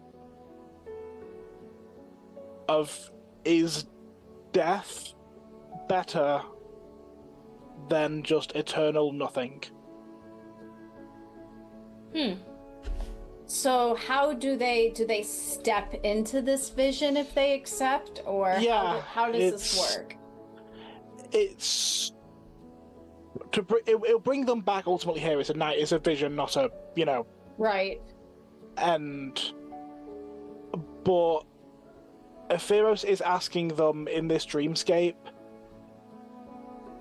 because I know what it is. It's the water of life that is the river life, which removes your memories. And Epheros probably knows that too. Without that river, they will just cease to exist. That's what keeps souls tethered here, but it's also what causes them this stagnant. Yeah. Is it worth it to them to be able to remember things for a short amount of time and live a life if they know it's finite? That's the dream Epheros offers. Okay. Are you willing to accept finality and the temporary nature of everything? I think that after coming back from this dream, Calliope will be crying and hiding behind Althea. Yeah. Althea will be glaring at you, Epheros. Sebastian will look a little bit shell-shocked. But I think the only one who really... His eyes grow suspicious at first at you before he gives a little nod, looks around to all of you, and Ammonia says, I think these ones could help us. I think we should show them the Weaver. And he seems to be the only one who would accept that kind of fate in the group. Mm-hmm. That was ultimately the question that it was always about in Greek mythology. Is it worth it to live forever in nothing? He will lead you all towards the large building in the middle, the central building of stone, and climb the steps. And he will lead you all inside. Oh my god, finally. Okay. Oh good, another one. Do we get our fork? The real Yes, question. Sebastian slips you the fork. It is traveling, everybody. You all walk into this space, and it feels almost like its own kind of square. There are people who are not interacting with each other, not really talking, of course, but are collected around this pool of water, this fountain of life, where everybody is drinking from it, is collecting water for bathing, for pretty much every daily use. It is a calm, cool pool of water, kind of grayish in color. And the old man looks to all of you and puts his finger to his lips and heads around the side and walks behind the waterfall, leaving you all there.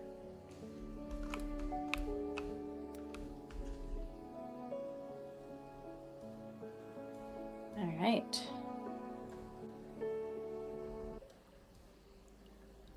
You walk into this small, dark place. All right, let's get you all up. This is cropped, so gotta head up. There we go.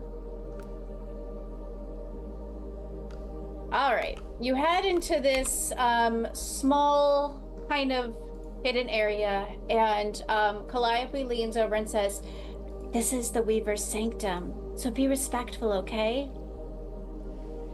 And there's what looks to be a woman who is meditating in the middle of this pool on a podium. Her large hair spreading out and antlers, which look more decorative than real, are sprouting out from her head, and little misty blue balls hanging from strings from these antlers. She's got skirts around her of greens and grays and blues. And when you enter, She opens her eyes and looks over to all of you. Do we have new memory keepers? Just for me, Deanna. Does she have gray eyes? Does she have gray eyes? Why do you ask? Because there are two big weavers in Greek mythology. They're Arachne and Athena, and I just really don't want to deal with Athena right now. She does not have gray eyes. Okay. Her eyes are like almost the color of the pool, except a little bit bluer. Okay. Thank you for letting us approach. We hope that we didn't intrude in your meditations too much. You have not intruded. Welcome. I am surprised to see such new people, many of you. Yeah, so your memory keeper said that maybe you could help us and that we might be able to help you. I would like that very much. You see, we are doing our best, us keepers and I, to try to figure out how to recover the memories of those around in this city. The longer you stay here, the more these memories slip from your fingertips like sand. And I have found a way to at least recover some of them. So if we could try to figure out a more holistic way that we can do it for everybody. I was going to say humane, but holistic is also with the... That seems... just yes. Yes. Do you all know magic? Yes. Yes. That will be very helpful. I can only really take tiny bits of memories, but they're all shards and they don't fit neatly together. If we were able to help you, to make this place perhaps better, more humane and holistic for the people here, would you know perhaps a way that we may move forward, upward, out of hell? You wish to leave this place? Very much so, yes. Yes, we don't belong here. Demarian's already looking around for the way out. Are you... And she watches Demarian walk around and she kind of gives him a soft, apologetic smile and says, unfortunately, the way up is quite high. But I can help you leave this place if you will help us. What do you need? Sounds great.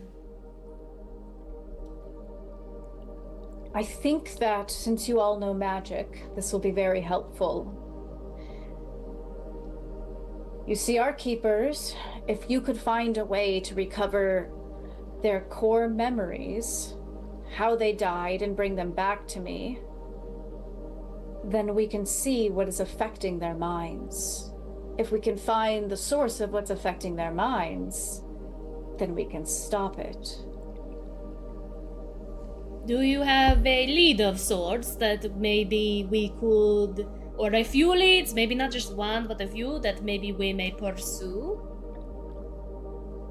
I think what you'll have to do, and she pulls from her skirts a bottle with what looks to be magical liquid swirling inside, is you'll have to drink this draught. Insight check. Okay. Insight check. Don't what? What? Okay. Are Go you ahead. kidding me? It's Go a ahead. check to do social insight, right? Yes, charm check. Yeah. Tien. Ooh, let's see. I just want to know if this lady's trustworthy right off the bat after asking me to consume something in the place where consuming things is not good. I got a 2, so I think I'm actively taking the jug from her in this moment. That's a 19 for you. me. Okay. Yes. You look at this woman, and you hear her say, "Drink this drought to connect the two minds." And do a ritual to retrieve the core memory. With these memories, we can restore them and cure them. And you do get a little bit, you're like, why is she having us drink this? But you remember from your classes, do you remember you had to drink something to open your mind? Yeah. In Petrova's class? Yeah. Do we use it on anybody's mind? Like, do we connect to anyone's, or do we connect to a memory keeper's mind, or? I think it would be best if you keep with the keepers, because some of their memories are still intact. It'll be easier to get in. I would pair up with a keeper and be sure to drink the drought at the same time as the keeper, so you all have access to each other. If you bring back these core memories to me, then I will help you get out of here. That sounds good to me. And there are 4 keepers, correct? There are 4, yes. Okay. Demarion goes up next to Guy and says, "All right, let's go." And like grabs Guy, who already has a drought, and just picks whatever of the 4 keepers are closest. Wait, I want to talk to Demarion. I want to take Demarion aside before he does stuff. Demarion rocks up, takes me by the elbow, and you grab him by the elbow and take him away. Wait, what? What? I would take him to... Okay, listen. I know that you're very grumpy and angry because you love Cerberus. I love Cerberus too. He is a good boy. I used to talk to him all the time. And I know that you want to go straight to where you want to go and get there as fast as possible. I know what it is like to love someone, to care for people. But could you maybe understand that it takes a moment of respite and thought to get to where you need to go? And that we want to make sure you get there too. And we are all on same team. So, I just want you to know that I get you can still be grumpy, but I want to make sure that you know we all on same team, and we are not trying to sabotage you from getting to your best boy. No, Yes, I know we're all on the same team. I have been stewing in that hell pit for far too long, and this is the closest I have been in a very long time. I'm not meaning to come off angry at you all. Sometimes the lollygagging that almost causes us to get sucked down into the frozen wasteland of Asphodel gets a bit on my nerves, but it was not intentional. We are all on the same team. I'm here to help. And he gives the best impression of a smile that he can. It comes out more like a snarl. That is that is the best smile. I just want you to know that. And also, I hate it here too. This place sucks. I've been wanting to change it and start a revolution. That is why I was in Tartarus to begin with, honestly. So we have a lot in common. And I just pat him on the back as I lead him over to the potion. All right. Oh, do you want one of us to watch, or do you have specification for, little girl is best match for nightmare being? Oh my god. You're right, we have to match people up. Holy shit. Well, Ephiros definitely... I don't think Ephiros should go in anyone's brain, honestly. Ephiros is also very good at mind magic, though. It is literally their speciality. If I think the may. reason Demarion's purpose in grabbing Guy was there's 4 of them, 5 of us, 2 people were going to have to pair up with somebody. And it was established very early that Demarion, the only person Demarion was probably talking to in the Hell Pit was Guy. So they may have already had an established relationship. So that's why he goes over to grab Guy, just like, all right, boss, we're taking literally the closest kind of sort of dead human who's still talking, like doesn't care who it was. He'll roll a d4 to figure. I'll roll a d4 to I figure just, out who you picked, I want but- to check, sorry, ma'am. Are Yes. you dead? Are you missing Me. things? Unfortunately, yes, I am. Do you?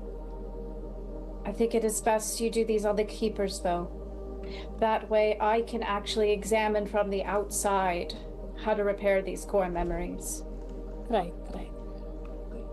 She looks around to all of you, and she says, "Now, I doubt you all have any kind of connection to my keepers, but in case you do, that would help." Oh! Guy! You know Sebastian?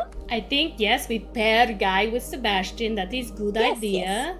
Alright, And- do you know any, can you tell by the snipping, about these other people? Oh, I should...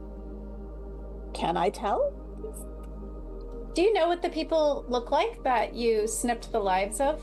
I don't think so, because it was pretty much everyone at Pompeii. Did any of you come from Pompeii? Did you live there? Did you grow up there? Well, I did. And Calliope Oh, okay. raises her hand. Well, I killed several hundred children, I'm sure. So maybe you are connected to Calliope because of that, so maybe you go with Calliope. Yes. I like Okay. your hair. Thank you. Are you good with kids? Did any of them try to leave the underworld that Demarion would have tried to stop with Cerberus? Are any of them rebels? Not really. That's the Got only like connection that Demarion would have. So. got a middle-aged woman and an old man who, if you talk to, may give you some facts about himself. If Veros will look towards the old man who kind of accepted that finality, if you would like, I can attempt my assistance. I think I would feel most comfortable with you. Very well. And they look the close approximation of a shade of one of their memories. Sorry, That I just does gotta make say that old sense. man saying I would be most comfortable with you. I don't think Afiros has ever heard that in her entire You I'm found going your with that friend. Demarion, are you pairing up with Argyra? My understanding is that two of us are going to have to go into the same brain, so his Okay. intention was to go with the guy into whatever brain she's going into. Okay, that leaves Althea for you, Achlys. And Wait a minute. yes. What does Althea look like? Wait a minute! What does Althea look like? Is this what's her face's mom? Oh, she's unfortunately not Oh, Ava's God. mother. Oh my But- god! Oh, I thought it was but- Ava's mom for a sec. I'm about to die. But Oh god, what?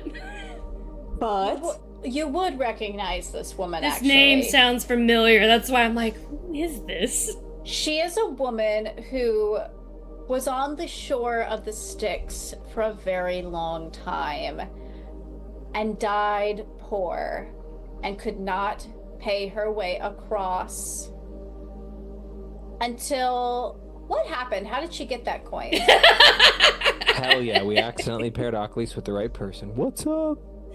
How did she get that coin?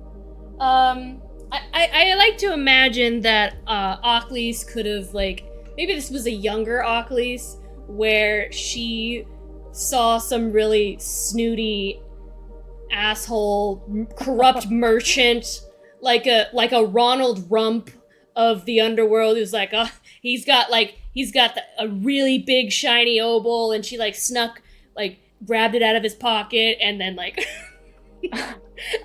gave it to her. I love that.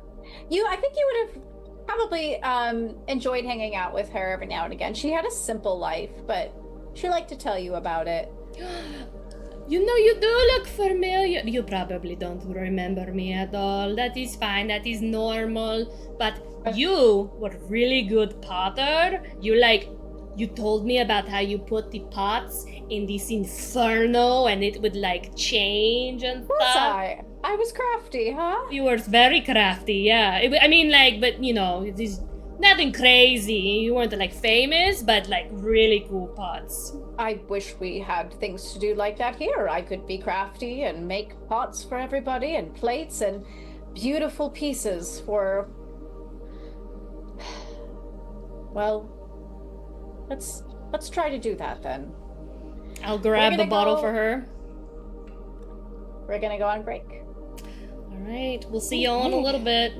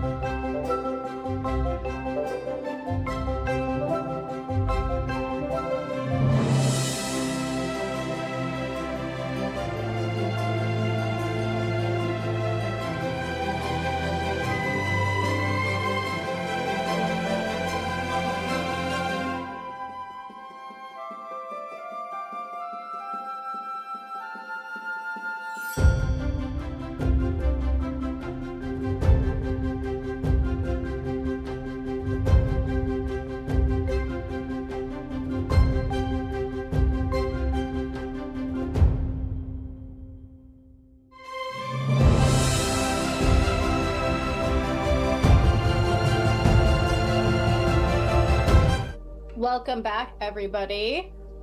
Our motley crew of underworld rebels are going to help the Asphodel Meadows and the Keepers get their core memories back.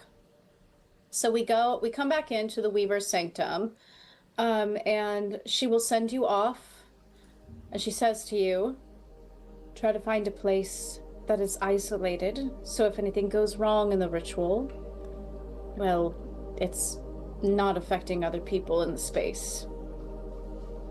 We want to cause minimal damage if possible. Isolated in their brain or like out here? In the space. Out of here. We're not doing it in the sanctum. You must go find a place to do it. Gotcha. Alright, I guess we head out. All right. Shots. You head back out into the square. You look around. Where would you like to try to find a place to... I think there was it looked like a closet or something. Let's see. Yeah, let's see, over here. Maybe? In this little building?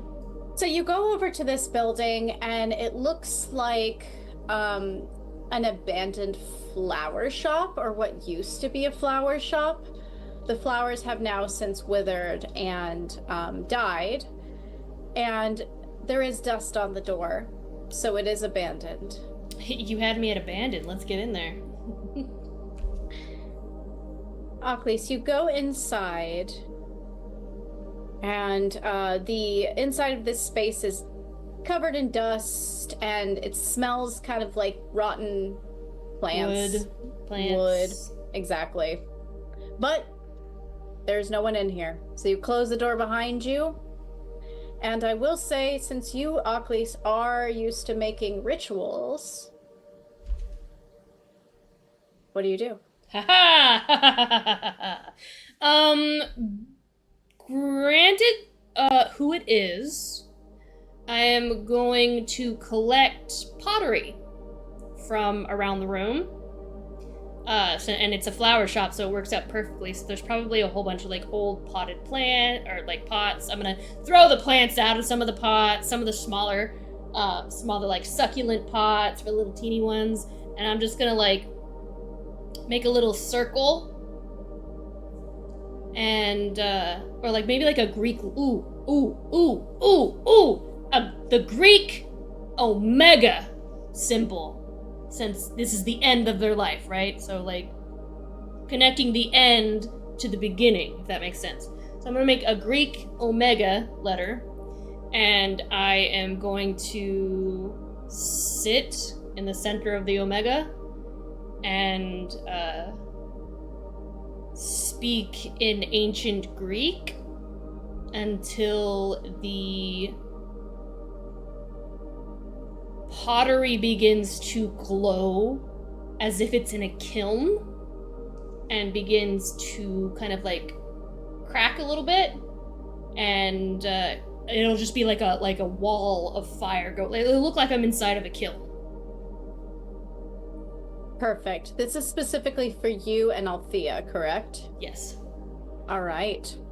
So she will go into the space, and I assume she walks in before the fire flares up. Yes. Yeah. She'll sit down, she takes a deep shuddering breath. She definitely looks nervous, and she looks across from you, and she holds out her hands.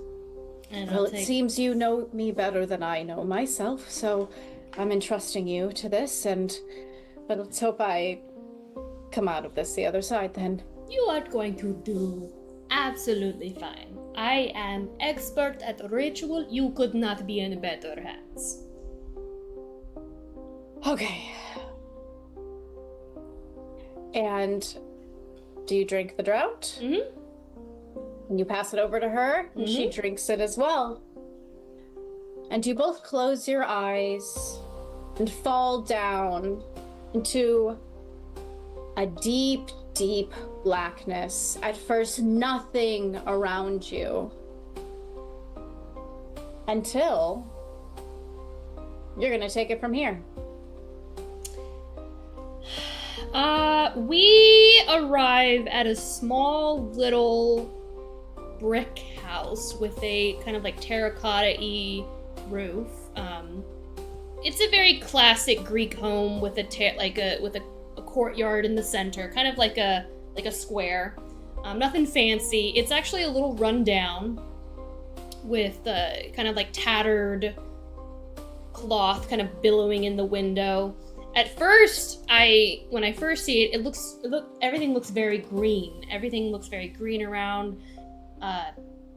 Many other houses kind of like spaced out between.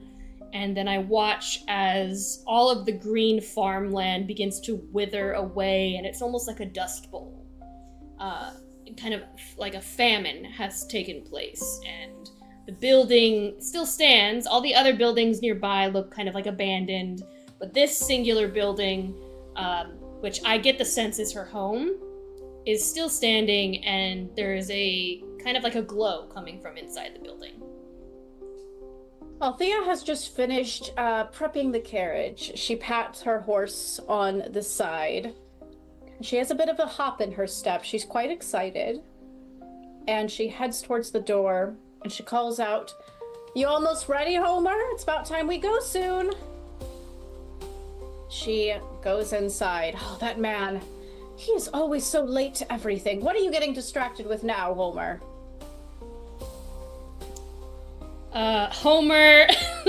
Homer is currently in the corner frantically trying to put together a piece of pottery that he's broken, and he's trying to, I don't know what glue they would use back in the day, probably something with tar in it. He's trying to frantically, like, before she can see, put it back together. I'm gonna do a charm check to try to see, I guess, to try to... Alright, 4. Just 1 minute, my love. I will. And he just kind of shuts the cabinets. There, what did you hide in there? Oh, nothing. I was, I'm ready. I'm ready. Alright. You know where you're taking me? Of course. I didn't forget anything. And we have enough money? I'm not as much as we could with the famine, of course. We have enough to cover us, though, at least for tonight, right? Yes. We've been saving up a while for this. We deserve this. She goes over and takes his hands. All right. We deserve to be happy, too. We do deserve to be happy. He kind of, like, looks around, and, he then looks back at her and he goes, I did have to sell one more thing. What did you have to sell? He looks around at their home. It gets really quiet. She looks around. I guess I'll roll another charm to see if I can see what's missing. Is there a TN? This would be pretty. I mean, she, in order for her to see what's missing. Yeah. I feel there's a lot of stuff missing. I don't think it would be too hard, honestly. Oh, so TN. 5. Okay. Okay, 7. What does she see that's missing? Oh God, she sees their altar that honors, I think, Apollo's safe travel, right? Hermes is travel. Hermes is safe travel. So there would be like a safe travel. There would probably be a Demeter. Actually, you know what? Let me change that up. It would probably be a lot of Demeter statues that, yeah, based on the famine, that makes more sense. A lot of like Demeter statues, probably some trinkets that were at that altar that were to honor her. Probably some jewelry, some nice fine gowns, possibly. Oh. And when I say fine, because they're not like nobles or anything, but possibly like whatever she was married in, which was probably her Yeah. only fine dress. Oh, okay. She sees the missing gowns, the jewelry, and her Demeter statues, and she gives a sigh and says, well, let us hope the Mother Goddess does not hold it against us. You are taking this remarkably well, my love. Please, to the carriage. I am not happy you did it without asking me. The experience will be more worth it. Let us just try to enjoy tonight. And she will get in the carriage with him. And they head off. I'm trying to frantically think of where they could be going right now. As they head off into the sunset, toward Ooh, I got it. Okay, towards Rome. Wait, yes, Rome. Hold on. I have to look up a location real quick. Sorry, this is all off the cuff of my hand. Rome is in the Roman Empire, and we're in Greece. However, Greece and Rome did intersect. The fall of Greece was the start of Rome. That's why. A Okay, lot of Roman they're gods are just going. the Greek They're gods. going to visit. It's a very long trip. Hey guys, chill. I'm trying to research history while thinking of where they could be going at the same time. Chill. I was trying to back you up. They are actually going to the Egyptian city of Alexandria. Oh, going on a dinner cruise to Alexandria? You know, I've never been to this place before. I hear they have completely different gods than us. Yes, I thought it would be interesting to see the great library, Yes. The greatest knowledge in all the world. The scholars, all the rich people, they study upon it. Perhaps maybe we could use this library to improve our circumstance, my love. And what exactly are you going to read up on, Homer? Perhaps an Odyssey. An Iliad. You are quite the dreamer. But there must be knowledge of, I heard of the alchemical arts of turning lead and other minerals into gold. I'll believe it when I see it. But that is very exciting.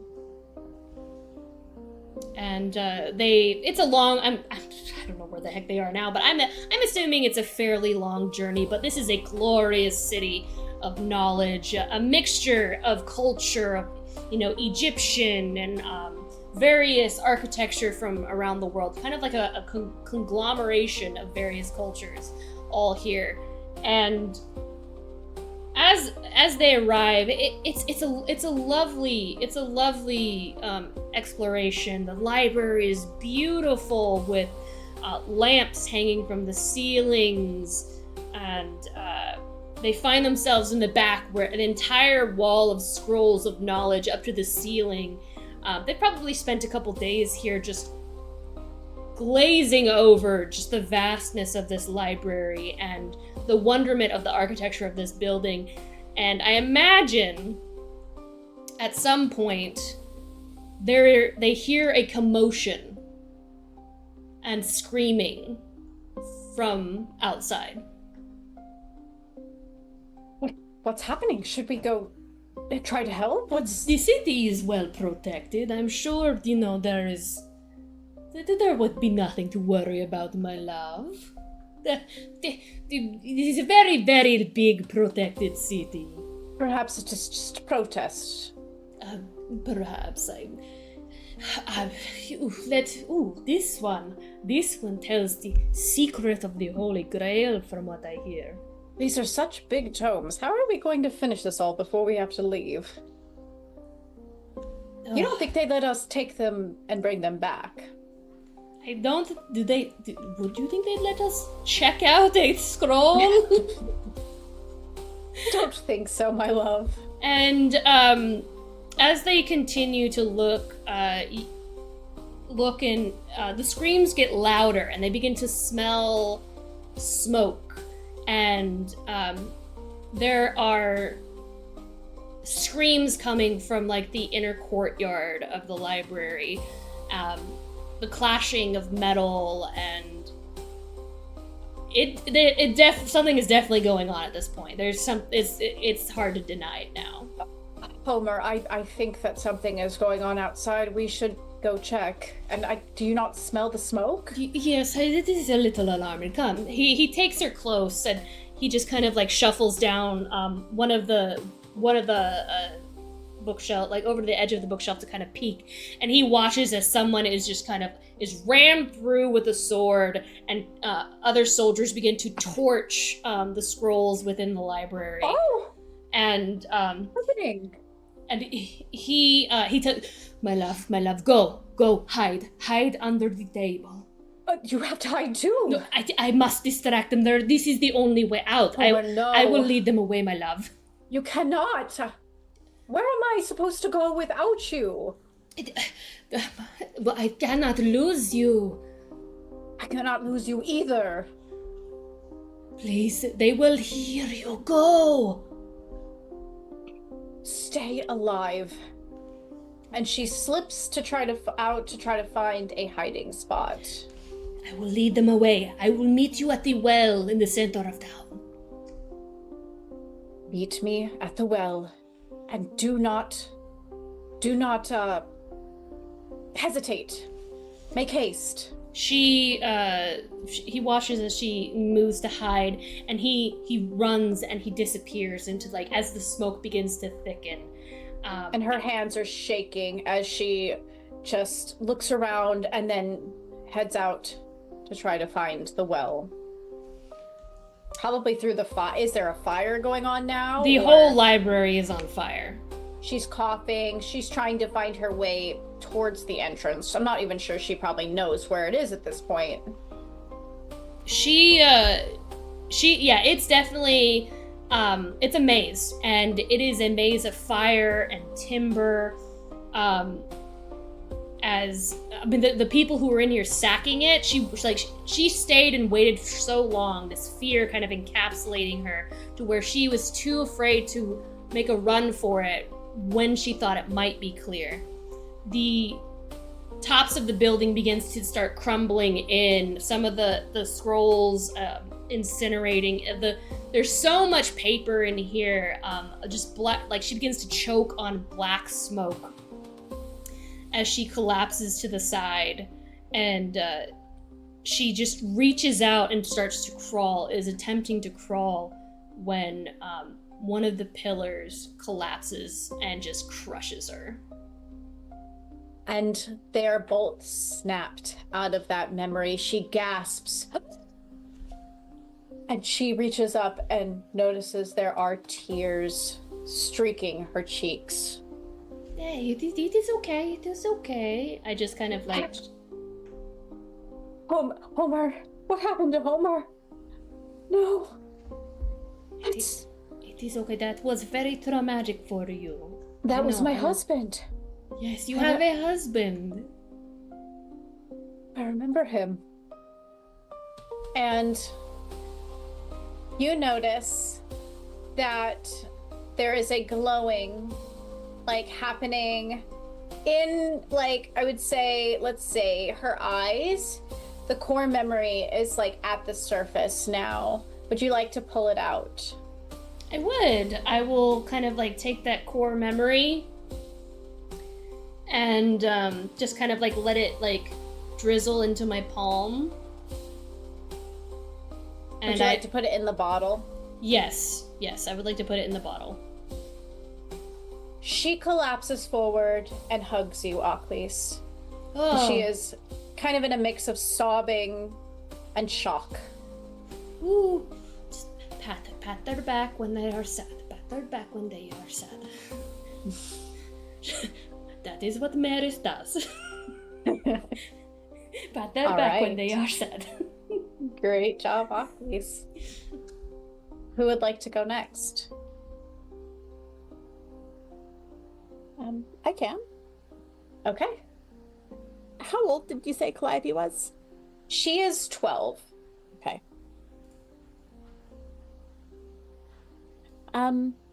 So I think Just looking around, Maris goes a little bit further north on the map, and there seems to be that area with a bunch of like trees and tall rocks that remind her a little bit of the mountains of Pompeii. Yes. And that's where she's going to take Calliope. Calliope will follow you, and she'll sit down in the middle of the rocks. Where do you want me to sit? I think that you should sit with me.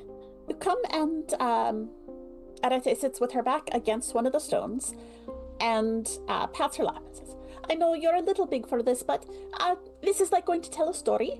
And it's always good to be sitting with someone when you're telling a story, yes? So come sit. It's been a long time since I've heard a story. She'll go and sit with you. Is this going to be scary? Althea was crying. It could be scary. It is your story, though. And you want to know your story, yes? Yes, I do. Yes. Right, so we will learn your story together. And she's gonna reach in her pockets and see if she's got some thread. And what's that? This is some yarn that I got from my mother's. And we're going to make a little braid. You know how to braid? I do. Excellent. All right. I will hold this end and you start braiding.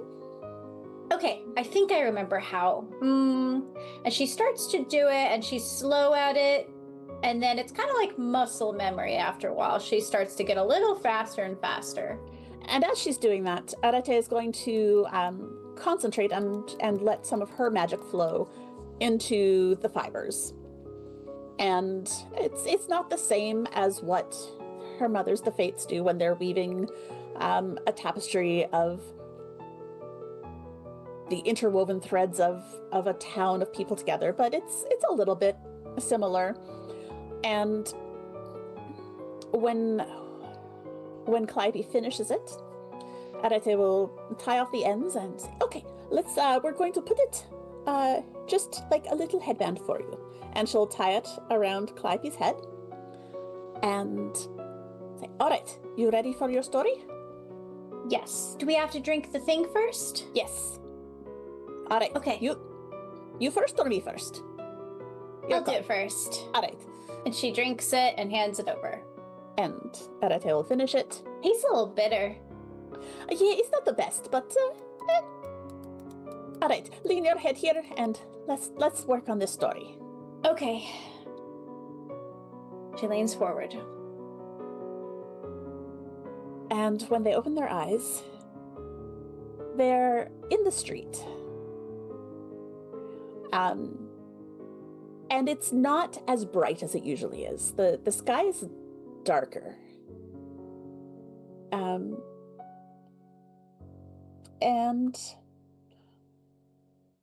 oh man, I really wanted it to be sunny for our play.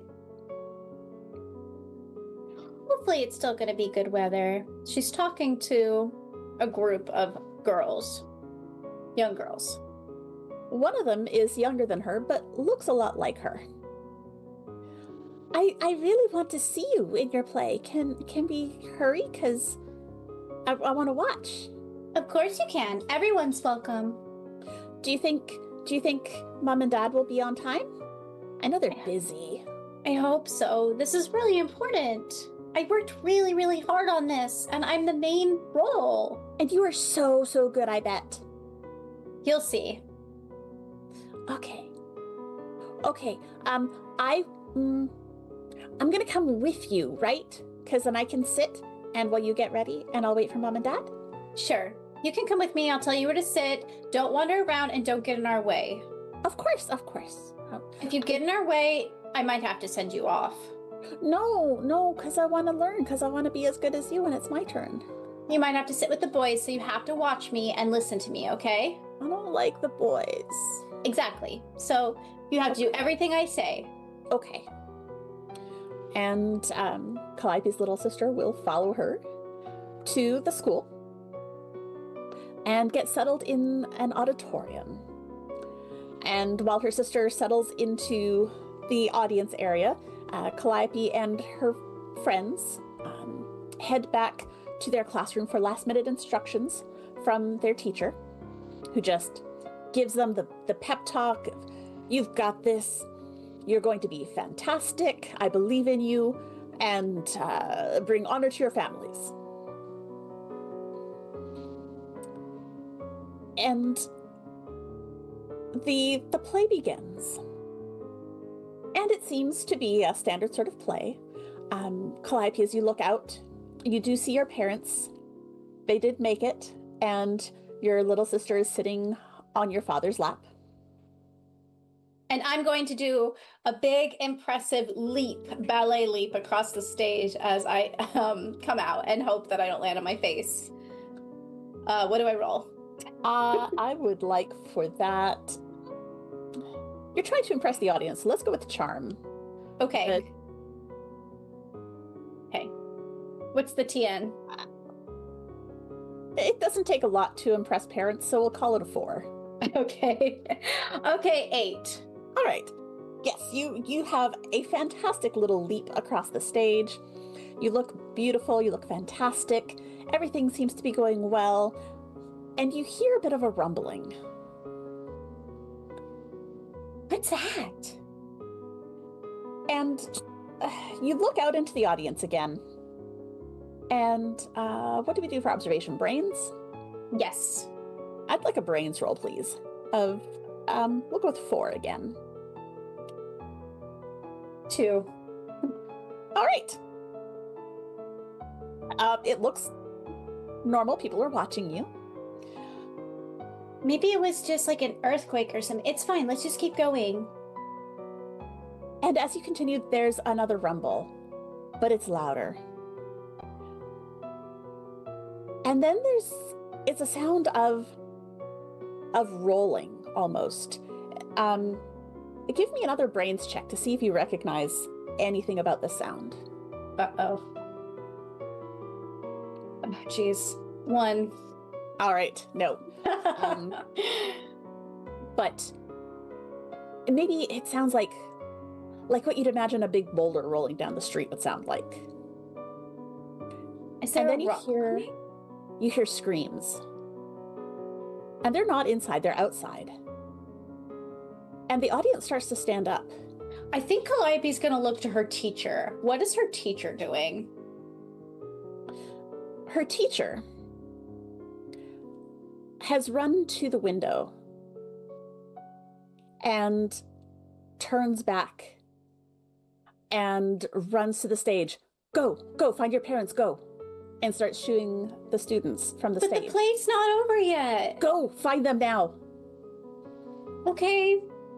Calliope will run into the crowd to try to find her parents.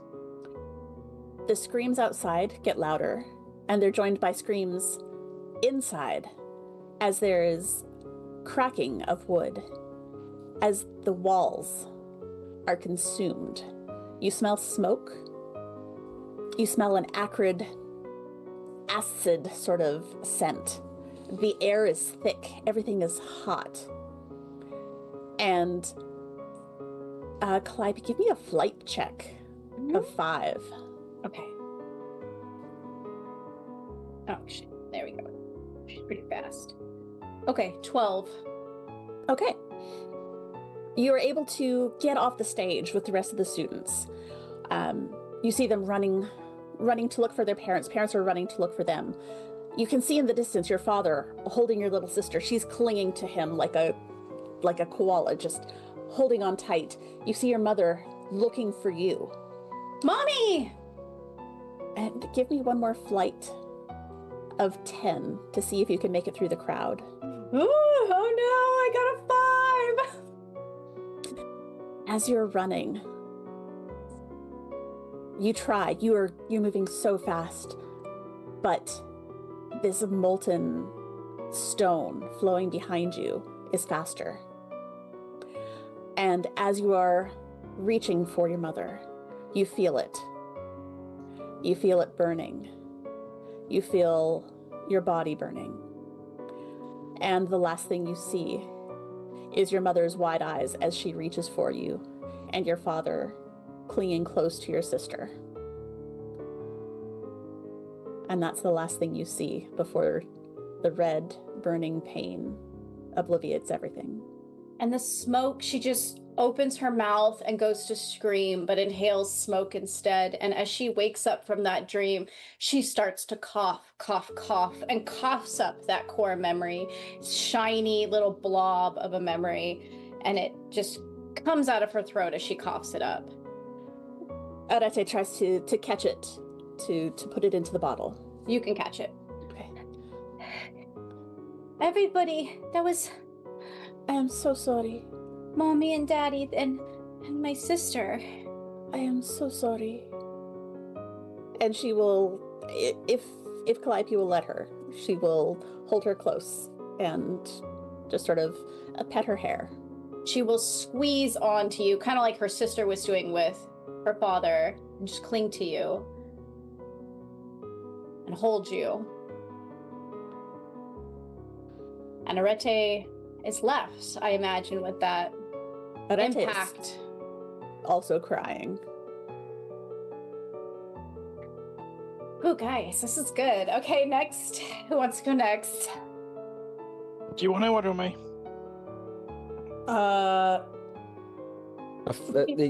You go next, Tess. We'll save the double act for Okay. last. Okay. Okay. Let's go ahead and switch our If- music a little bit.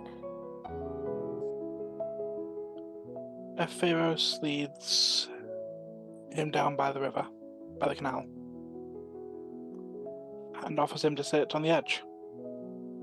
The old man follows and carefully sits Sure. down. Needs a little help. Yeah, they'll help him down.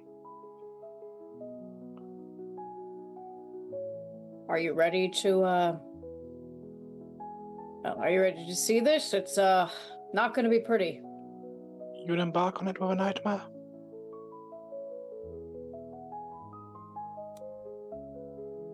I do.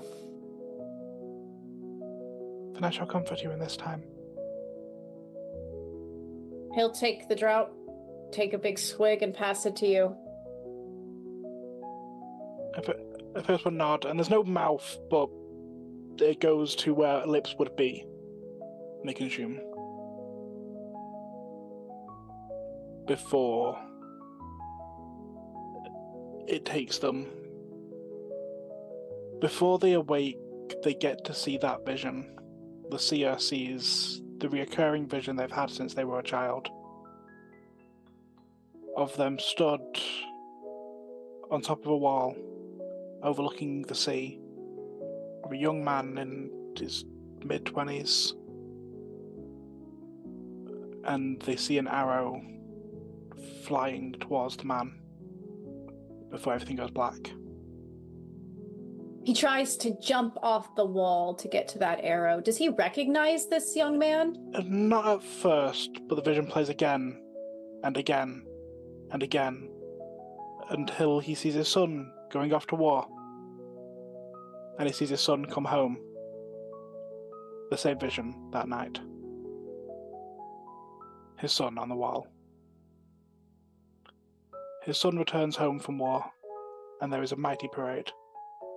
Rhodes has been saved. He's a shipwright now.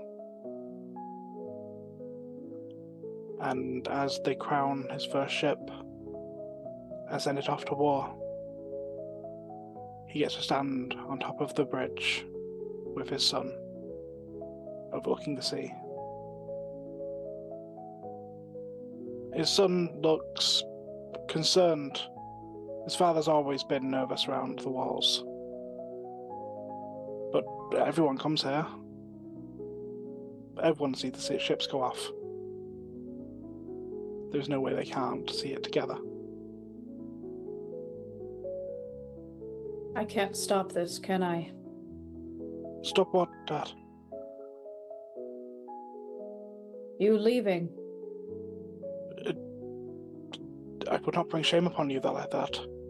To stay here, a coward. You went. Oh, I suppose not. Although, What are you fighting for, son? Security, safety, you. For the king. For the gods. And are you okay if you do not come back alive? Then I will die in glory. As Ares permits. Perhaps I am a foolish man to think we could all live in peace. It is a foolish thought, isn't it? Peace will come one day, but not while they are out there.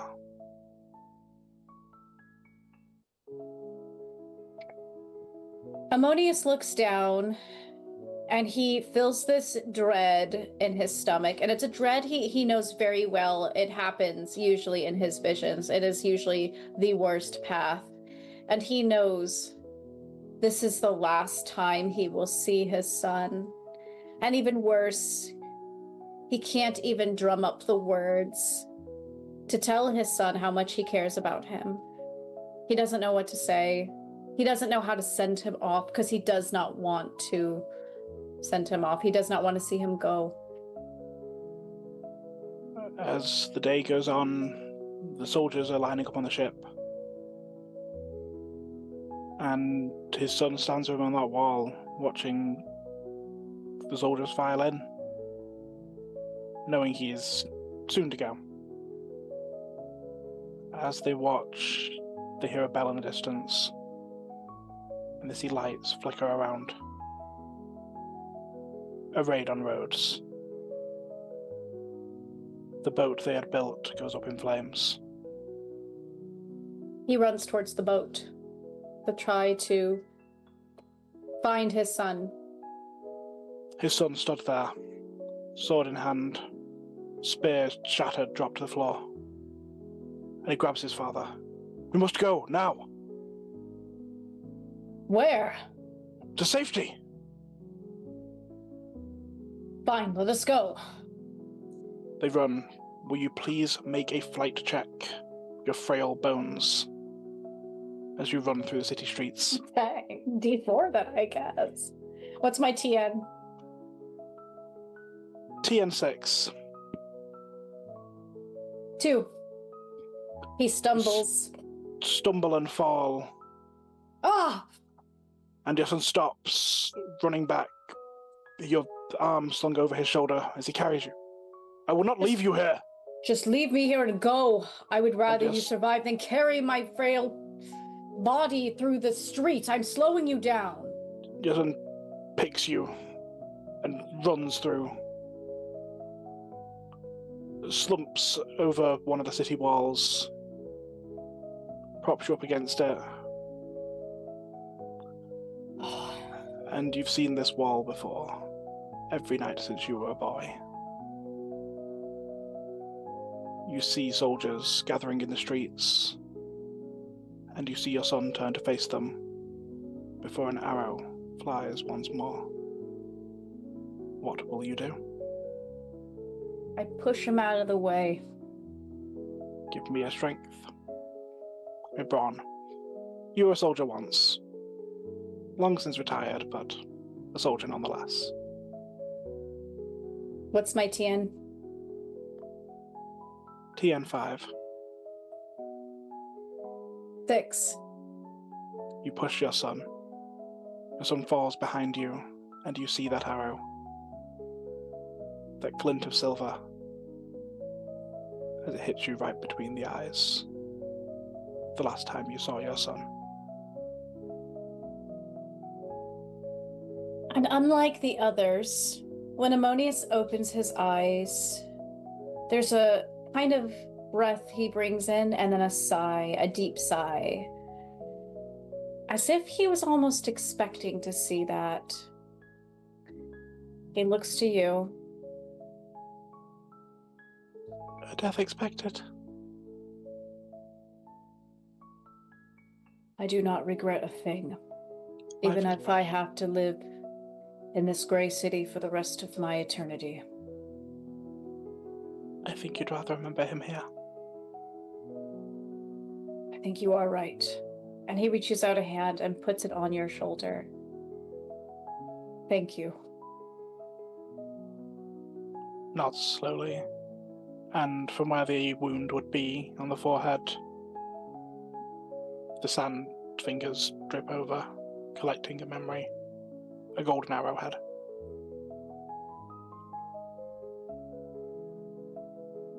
Perfect. We got one group left. Take it away, boss. Ugh. Can I say next season, can like nobody die? Is that an option? No, because Lazarus is gonna fucking beef it. If... So I have an idea of how this memory starts, but we still gotta do this ritual, my man. I think Demarion found a spot down here in the bottom right-hand corner on the other side of the canal in this nice little like beachy tree area. Okay. Yeah. I bet that's where the dog took us. Yeah. We just follow where I found it. to find a kind of a shady spot that's relatively comfortable. Our guy's very uncomfortable. I am not a ritualist kind of.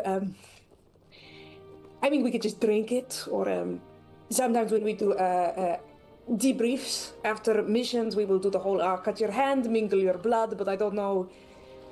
I trust in whatever you want me to do. No, come here. And I think he literally just grabs Sebastian's hand, and he says, "Get on your knees. You're too fucking tall." Okay. He bends down on his knees. And he ends up grabbing Sebastian on both sides of his head.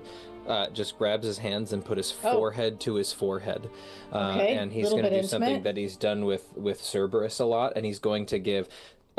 Demarion, if nothing else, is capable of giving a really powerful fucking stare. And I think Demarion is going to stare into and through this dude's what's left of his soul. And he's going to layer some magic into his brain. Actually, he's just going to slowly remove one hand and bring his dog whistle to his mouth, and he's gonna, again, weirdly, the whistle feels like it can do nothing. It looks like it could do nothing, then give a horrible, harsh tone, but he's going to start to blow into the whistle, and a different set of arcane runes is going to light up as last time, and it's basically just going to try and soothe, it's going to try and calm all three of us down, I think, as similar arcane runes start to pop up around the area we're sitting in, as we start preparing the area, preparing the ritual. The sound of the whistle circles around you, and it becomes almost like a just reliable melody that his brain latches onto, and it starts to kind of lull him. And his Demarion takes the whistle away, the sound continues, and he just says in a very commanding voice, "Drink." And Demarion is like, sorry, our guy is totally gonna get down on her knees to also be short and go, "Yes, sir," and take the drink. And Demarion will almost have to feed it to Sebastian, and then will take it himself. He will drink it, and then slump forward. And you are all transported to a battlefield. Yeah. I think it is a startlingly blue day. It's kind of like a sunlit summer afternoon. It's a kind of day that you just want to lay down in the grass and share some fresh fruit with somebody you care about and just let the sunlight warm your skin. But as any soldier knows, war does not stop for a beautiful day. War stops for no one and for nothing, and it certainly doesn't stop for you. You are a young man. This is not your first battle. We have some understanding that it might be your last. I think... I'm pretty confident, though. I mean, I'm pretty strong, and... Yeah, you're young, you're muscular, you're athletic. You've been training for this for a long time. Like, it's not out of your wheelhouse at all. I'm thinking maybe do a brains check to kind of survey the battlefield and kind of see what's going on. Okay. It's like target number 5 to know what's going on. If you roll really high, you get more info. Okay, 4. All right. Josh, what do you think is going on this battlefield that is apparently confusing enough that we can't get all the details right away? I think as someone who's surveying it, what's interesting is this battle started. If an outsider looking in, it would almost look like infighting, because there was a small. This was almost like there was a group that was set to invade the group as a whole. That this was a planned, like, to look like a rebellion, but so everyone looks very similar. The normal things you're looking for, whether it's the sashes on the arm, the color of the shields, the color of the caps, are that type of like normal way to just tell what's going on in your battlefield, completely askew. So it is one big bundle of chaos as this this plan seemed to go off like without a hitch for the opposing side, who we are not rooting. Not Sebastian's side pulled off this little ruse, and now the battlefield is in chaos as they're trying to figure out. Maybe one of the leaders, the higher ups in the military group, was maybe assassinated immediately, and now they're just trying to scramble. Like, oh God, how do we pull this battle back? And so this is a much more chaotic battle than anyone is used to. Yeah, as you're looking around, the men all around you, you can recognize some of the faces. Yes, okay, I definitely ate with this guy yesterday, and I went to training with this guy. But as more and more of these faces and these clothes and these armor pass you, it's like they all just look... They look like Greeks to you. They look like people that you very well could have trained with, that you could have fought with before, and you're not sure whose side you are on. Shit. I'm gonna try and can I try and use brains to find some kind of distinguishing feature and kind of latch myself onto a group of allies? Yes, give a TN 8, I think. Okay. Here. I love it. Josh actually has the rules out. This is great. I do. I was looking. I'm just getting my explanations of what's. I exploded. Oh my God. Okay, you're doing great. Okay, so 6 plus 6 plus 1, so 13. The night before, you very clearly had like this weird bonding moment with 3 other guys. Like, you just had this you all had the one of you started telling a story about your home, and there was some detail about this home, whether it was some weird little bit about a bakery or it was some little weird about the person who was in charge of all of the leather making, that sparked a more in-depth conversation, which led to drinks that maybe you weren't supposed to be having, but you did anyways because this felt like a special moment. You find these 3 other guys back to back to back fighting off. They just have figured out we're with us, and one of them makes eye contact with you. Sebastian, hurry, get over here! Oh my God, it's Sebastian, get over! And he takes his shield and he just forces his way through to them and shoves his way in. It's interesting that you say that. Go ahead and give me a fight check. Okay. I don't think. What's my TN? What should a TN on that? I don't think it's horribly difficult to do, because they're the people fighting your friends are 6. focused on fighting your friends. 6? Okay. 6. 3. 3? I think with a 3, things are not going so hot for your friends. I think essentially that you can see them, you make eye contact with them, but the surrounding force around them is essentially like pushing them into some less appealing area, maybe like either up against a rock face or like really pressing them into some corner. Like we can't let them corner us. We need to find higher ground. Yeah, I think as Sebastian is yelling that, you see the person in the trifecta farthest from you go, yeah, I agree. Come on, we have to.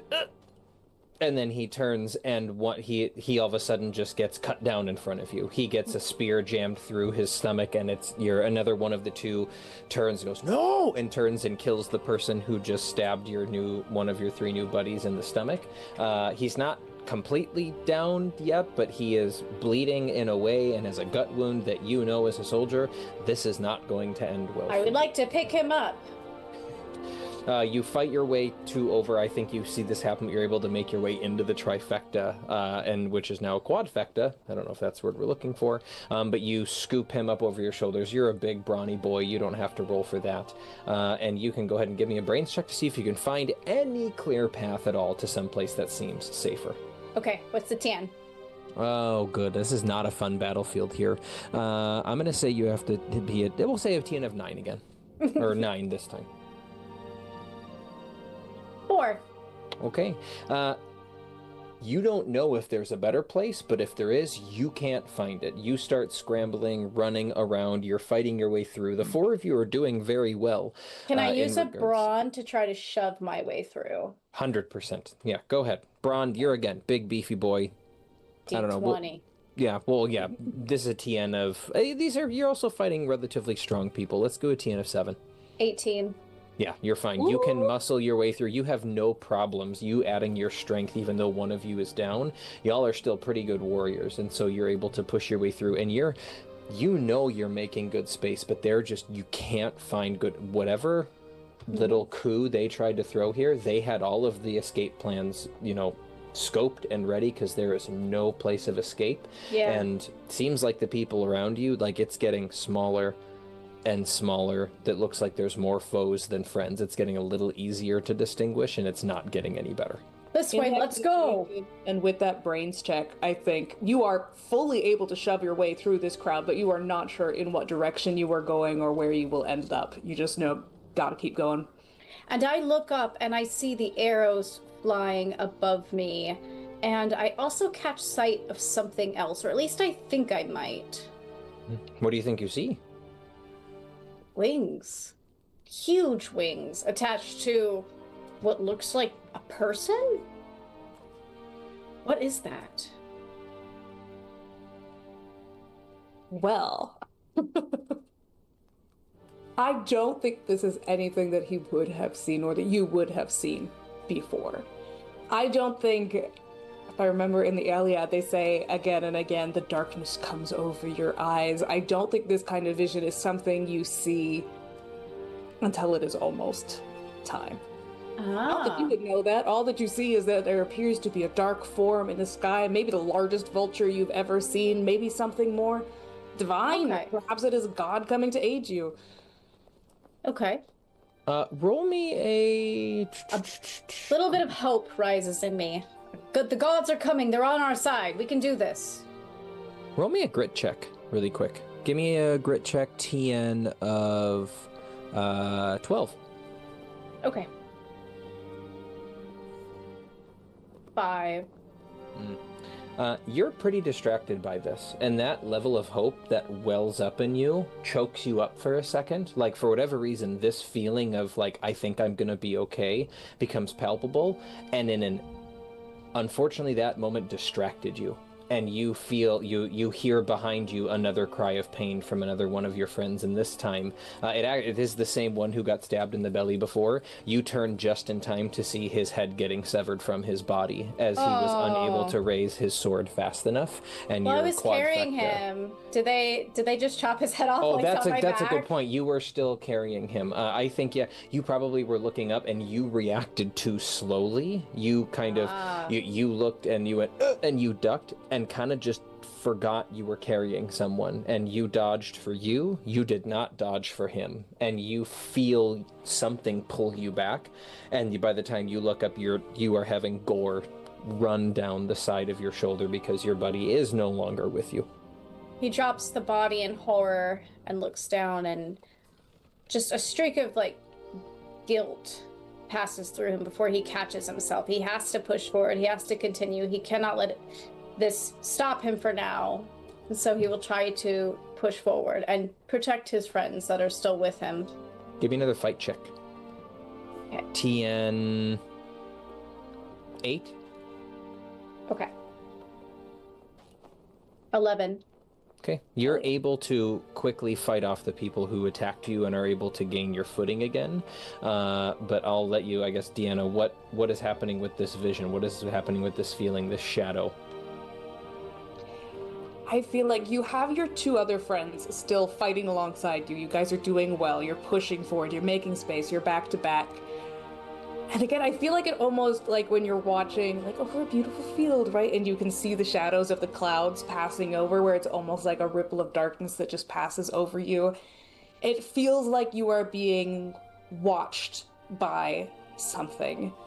And it feels like it doesn't feel like that scary feeling of like, oh, something's out to get me. It feels like someone's looking on at you proudly, almost like someone is celebrating in your success with you. I think,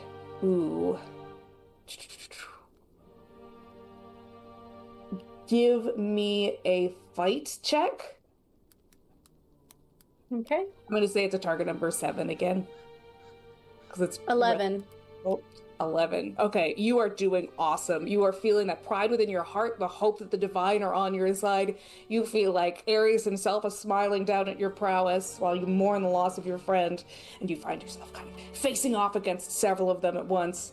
And I think you might hear from behind you that maybe some of your friends are not doing as well. What do you think, Josh? Yeah, I was gonna maybe roll behind the scenes what I think their fight would be, but I think that makes sense that you are doing well. You seem to have this sense of something bolstering you. You turn around and find that both of your friends are just dragging in a way that when you're picking up, you feel like the battle's getting easier for you. It is getting exponentially harder for your friends, and you watch as they're taking nick after cut after scrape. They're starting to dodge blows slower and slower until once again it doesn't seem to be a fatal blow yet, but another one of your friends gets a spear through the calf and is all of a sudden starting to hobble, and you can see panic in their eyes. They're this panic of, we don't even know what where we're fighting to get. We don't know where we're going. You guys are chattering this entire time and nobody has any idea. There's no further clarity now than there was before. Make me a brains check to see if you can tell if this is going well for you or not so well for you. I will do that. I also think Sebastian 9. I think Sebastian, or I'm sorry, 6. That's a upside down 9. 6. Perfect. Actually, that's exploded. Let me just 6, 7, 8, Well, 9. So go. it is a 9. Okay. You were right either way. You can go ahead and finish talking about it. Yeah. I will say, I think Sebastian, seeing his friends in danger will, the fight is going well for him. I think the hubris gets a little hold of him, but also the worry for his friends, and he starts to kind of hold his shield over them and try to fight, therefore giving him a bit of a disadvantage because he's focused so much on protecting them. Mm-hmm. So I want you guys to figure out how he meets his end real soon, though. I guess, how long can he hold out? I mean, I think we've established that he's able to hold out for a while. Deanna, what does, paint the picture of what ends up, how do his friends die, I think is probably the question, because I can't... I feel like the question is if his friends die, to me. I feel like there comes a certain point in the battle where you're able to protect them. You station yourself in front of them, you block them off, you're getting through people, and there comes to be a point where either you stay and hope that they can escape somehow, or you can live and leave and they can fend for themselves. Do you stay, even though there is no chance of success? I think what you find is that you fight your way. The bodies have been so thick you couldn't have seen this until you accidentally broke through. You see that to your, essentially, you're standing in a triangle. Your point of the triangle happens to break through a wall of people, and you see a river. And on the other side of that river, there are people who you know are good. There are people you know are your people. But very quickly, as you almost instinctually take a step towards them, you see your friends almost immediately get cut off behind you. There's only one line of people between you and your friends, and the decision is, am I going to flee over the river to be with my group and probably survive this? Or am I going to do what I was just doing and go back for these two people? Sebastian will go back. He will try to clear space for his friends and fight off the enemy. Josh, let me know what you think of this. Mm-hmm. Can we do a final check, fight check, to see if the friends are able to escape while he holds this crowd off? Sure. You've proven some fights so far. You go ahead, give one more. Okay. Give me a TN. your numbers are dwindling. Give me a TN of 12. Mm-hmm. 3. Well, You go ahead, Deanna. I think you very boldly throw yourself back into the fray to protect your friends. And I think one is felled, the other badly injured, and you know you cannot hold on much longer. Your friends aren't going to make it. You might not make it. You have the chance to defend one until you die, or you have the chance to live. Sebastian stays to defend his friend. Am I rolling another one? To see if he can at least crawl out of here? Sure. Target number 12. Okay. 12. How do you think you are felled? How do you think you distract them in such a way that your friend is able to crawl across the river to safety? I think that Sebastian is at this point trying to hold on to the last bit of hope that the gods are with him. And he will step in front of his friend. And as the sword goes towards his friend, he catches it and it goes right through his middle. And he looks up and he just wills the sky to try to answer back. The gods should be on their side. They should be coming any moment. This is the moment in stories at the very last, just like second of desperation, when usually heroes are saved, and he's kind of hoping for that. The day that is so bright and clear and beautiful and full of sunlight, that sky moves from blue to white, as though ash hangs heavy in the air. And there's an almost stifling heat, and everything around you begins to move slowly, almost. You know the way that voices sound underwater, where everything is coming to you in such a slow pace. You can see descending that enormous bird, which is a woman, kind of, and a weapon, kind of, and a large, dark shape that reaches for you and brings you to your feet and holds you by the shoulders and says, "Bravery will always be rewarded."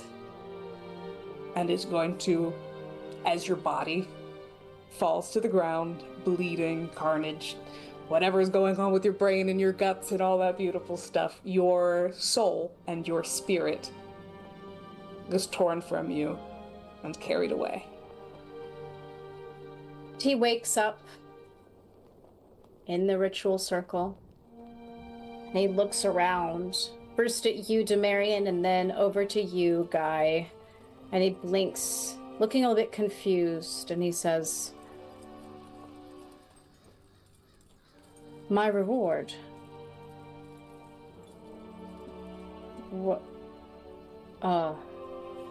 Was this my reward?"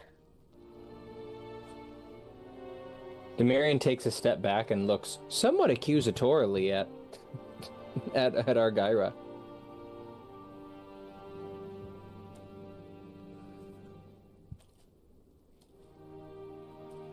I will make sure that this is right.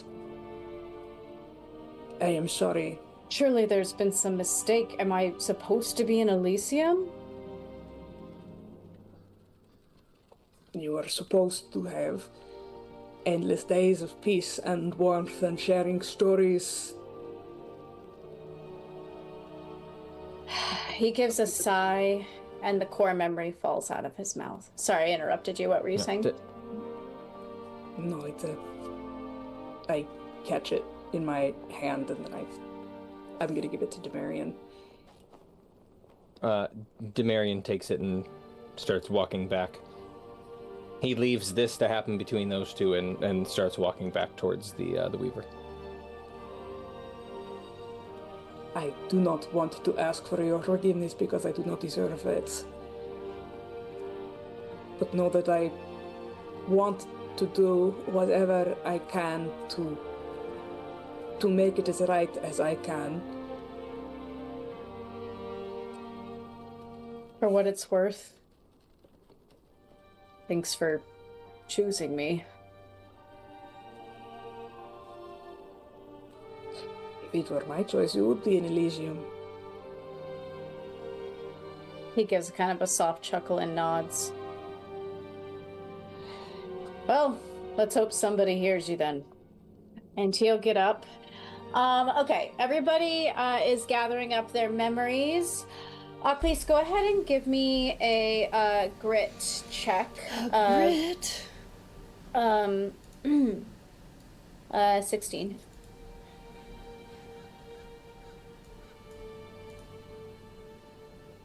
Yeah, that's not gonna happen. What'd you get? 2. Okay. Oh, geez. Okay. You sit back after Althea stands up shakily, and your mind wanders a little bit, and you think about the memory that you were engulfed in, her memory of the Library of Alexandria, and it kind of brings a ghost of a smile to your face. You know somebody who would like that library a whole lot. Or do you? Oh, fuck you, Danny. Fuck you.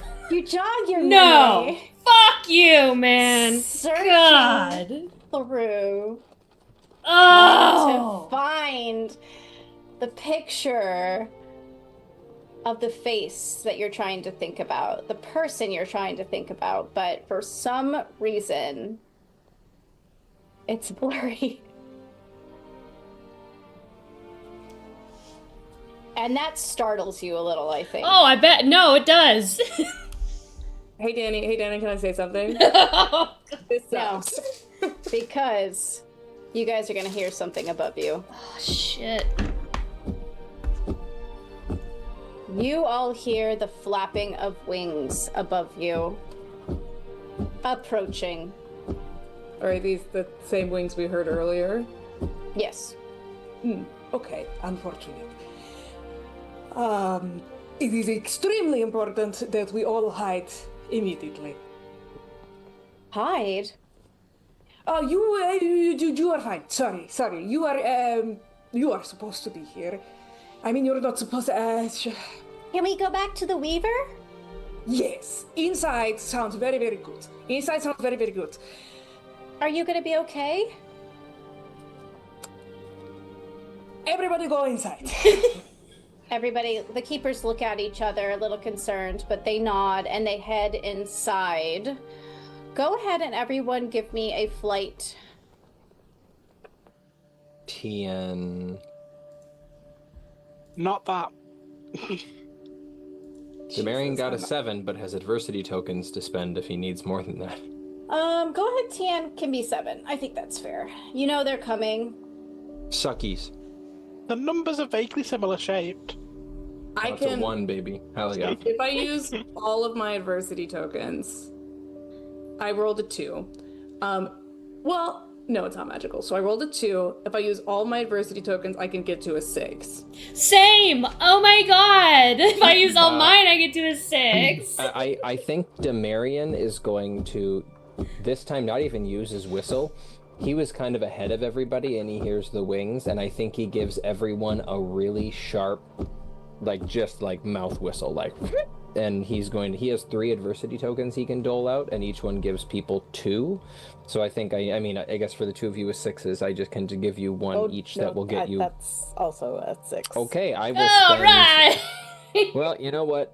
The Demarion isn't the If biggest you fan give- of the Phyros anyway, so he's. How many adversity tokens do you have? I have 3 total, but You each have one I 3 give total. gives 2. Yes, but I can also give somebody a 2. So if you give 1 to me. Did somebody spend all of theirs to get themselves up to a 6? Because if you can get yourself to a 5, I can get you to 7. Yeah, I'll get myself to a 5. You can get me to 7. I can get somebody else to a 7 if they You can get Achlys to an 8. Arete, also subtract one of your adversity tokens because I will. If you can get yourself to a 5, I will get you to a 7 with my whistle. So I've spent 2 so far to get people up to their match goal. I have one more that I can spend on I a can Feros give to my bring a last Feros one to a 3. Achlys. To get Okay. Achlys up to 7. Afiros, where are you? What's up with you? What's your number? I'm at 1. I have 3 adversity tokens, Okay. So so I can get to a 4. I think we can do this. I can give 1 to get you to a 6, which means we need 1 adversity token to get a Feros to a 7 from somebody. I don't have any more. I can.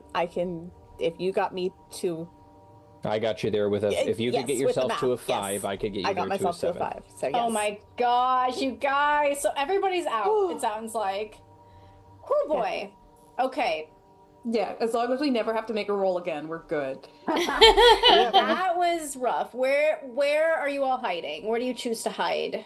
Do you go back into like the house, the abandoned house, or I was already headed back to the center where the Weaver was, so I probably ducked into that building because that's the building I was closest to. I will say because you guys did get your TN, you reached your TN, it probably would not be smart to go to the central spot when you're trying to hide from like people who are going to be patrolling this area. How about this? I was definitely on these stairs. How much room is available underneath the stairs? Are they built down all the way to the water, or are they floating over the water? Let me see. Everything is kind of built around the water, so Demarion will hop down into the water, snap off a reed that's floating from the water, and will use that to breathe as he holds himself completely under the water. are you guys sure you don't want to go to the abandoned place? I'm already there, so Yeah, that's where I'll run. Yeah, that, I can sprint that way. If we got time, I'll run that way. If that's where everyone looks like they're going. If necessary, I will pick you up and take you there. Demarion, That's what I'm sprint, gonna go, go, go. Roll me a flight. Cool. I will sprint. Run, baby, run. That's an 8 total. You got it. You're there. Cool beans. I ran just- to the abandoned place. I just think that hiding behind the slots of stairs, that's really risky. Because they might be able to see you. Are we all inside? Is there anything we need to describe once we're inside, or can I? You all shut the door behind you. Gyra? Okay. So I have wasted an extraordinary amount of time. I got very distracted. I'm going to let you know what is going to happen. I'm going to let you know what is going to happen. I mean, unless they decide we're not here for something. What is going to happen is that they are going to not kill you. You are not going to be killed. It is great. They are going to take you. They are going to publicly humiliate you. They are going to march you up to Hades' birthday party and say, hey, fight your case. Say why we should not throw you right back down in Tartarus. So, yes, they will take your dog. They will use the dog to track down whoever it is that is. I think Keran is missing. We were after Keran. We were after your mother. We were after several other people. The dog will be doing this. And then, of course, I will be immediately put to death. But it is something I would prefer to avoid personally. But just letting everyone know what is going to happen here in a moment. If you don't want to get caught when we're all standing in the quiet building, you should probably stop talking. I do not think that sound is the only thing they can hunt us by. what else can they hunt us by? Smell, soul, memory. Is there any way to ward them from that while we are in here? I would love to try. Why will they kill you and not us? Oh, I have given vows and you have given no vows. I have been disloyal once, I am disloyal again. It stands to reason. It is what I signed up for. I think while they're talking, Demarion's gonna try to put up another one of the bubbles like he did around the boat to keep their stuff in. But he will use his whistle this time. And if it works, it'll be something cool, and if it doesn't, it'll be something really bad. Yeah, okay. Go ahead. Here we go. That's grit, right? Grit. That's grit and magic and my pluses for grit, so... Tien, are you trying to cover the whole building? I don't think I need to. I think I just need to cover the group that we're all standing in, which I assume we're pretty tight, so it's not the whole building. Okay, Tien, 10. Cool beans. That's a 25. Well, actually, it's more than that, but I don't know if you care to... 26. How the fuck did you get a 25? 19 plus 4 plus 2 plus 1. Yeah. There you go. All right. Yes, you, Demarion, you successfully... Low sound comes out of the whistle, and at the speed of sound, so the sound of the whistle gets caught within the bubble, so slightly faster than the speed of sound. The bubble goes... It's probably fast enough that maybe none of you notice. Or maybe you hear me whistle and someone reacts and goes, "What the fuck?" And he just points at the bubble, which has arcane runes floating in the air, similar to ones that are on his whistle. Oh. Okay. So that buys us a little bit of time, yes? Talk, think, and smell as much as you want. Guy, your knowledge has been absolutely important in this entire endeavor. You will die gloriously on the battlefield as you were meant to. And I take the knife and I put the fork in Guy's hand. This is for you. You said you needed weapon, so. Also, when I get upset, sometimes I stab things and it makes me feel better. I understand this. Do we have it? The bubble works. They leave. What do we do next? Are they going to search the buildings? Do you think so? Yes. Okay. I will begin to start doing a ritual to turn us all into dead plants. I'm sorry, what? Argyra, you know you have little time. Do you want to let them know your mission? Like, do you want to communicate that you have to leave soon? If you guys are found, you will be put to death. Like, Oh yes, I said this. Everyone seems very certain that we will definitely not get caught. I think if I am with you, we definitely will get caught, considering that I am a part of their squadron and we can always find one another. Oh.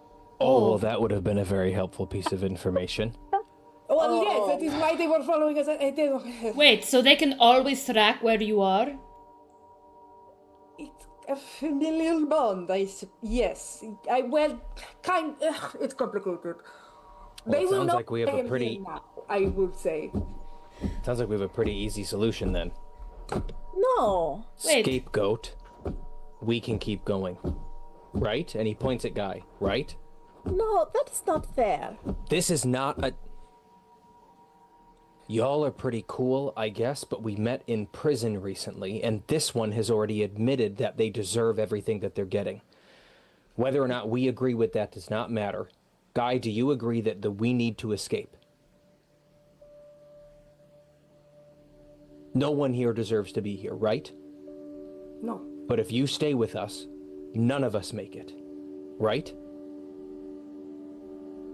Yes. Now, I'm sorry that the rest of you are too soft to see what we need to do here. But she needs to go so that we can go. And if I didn't say it, she was going to. Okay. Guy, you know how these groups work, yes? If we leave the underworld, are we safe? Or will someone just come find us wherever we go? If you leave the underworld, I do not think my squadron would follow you. It might be the Furies for vengeance. but you know why Charon and Ossipity went into hiding. Yeah. So that they could protect Achlys, who did leave the underworld. Yes, My parents are hiding. yes. That is why they're training the dog.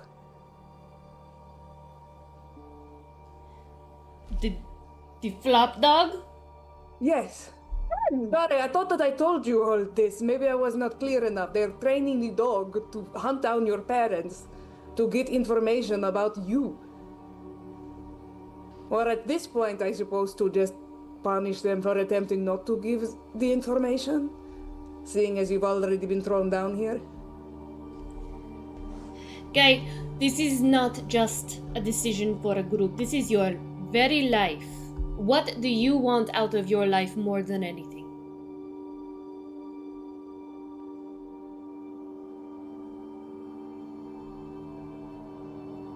I want to make right what I have done. And I don't think I can do that if I am dead, but I do not want to prove myself disloyal once again by putting you all in danger by continuing to live. You are someone of honor and oaths. And I will honor whatever oath that you wish to carry forward. You want to right your wrong. I will make sure it is written.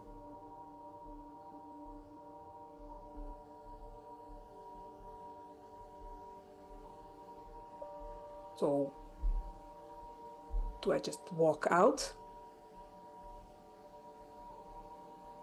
Do I just stand in the street? That I'm not depends. a Is good- there a back door here? Demarion starts looking for a back door. This is quite the conundrum, isn't it? You hear a voice in the rafters above you. When you look up, you see a hawk staring down at you with a sharp eye that looks quite amused. Demarion turns to everyone else and goes, "Did you all hear that too?" Yes. Shit. Public executions. Mommy and Daddy in danger. And everyone on the run. This is so fun. I didn't think that my little trip was going to have me in the middle of such an amusing situation. Ephira switches to people they know. The hawk above you leans back and turns into the familiar figure of Hermes, Oh, fucking fuck. who grins down at you and gives you, Demarion, a little wink. Okay. Oh. I've met your son. Demarion's eyes are very bright, and he's reaching for Does he He's take reaching after for- me? He's reaching for what? his newly acquired wand from a Fury. Ah, Oh, okay, okay. didn't you hear? He lost and brought shame to his family. If you remember correctly, he did. Yes, yes. I'll have to have a little talk with him. Are you the one who shamed him? I've heard quite a bit about you, Achlys. Oh, all good things, I'm sure. But I'm to be honest, you quite impress me. Going up and down from the surface world to the underworld, you remind me a little of myself. I don't know if that is a compliment or if I should puke. Ah, well, you can do both if you like. My compliments don't always hit for everybody.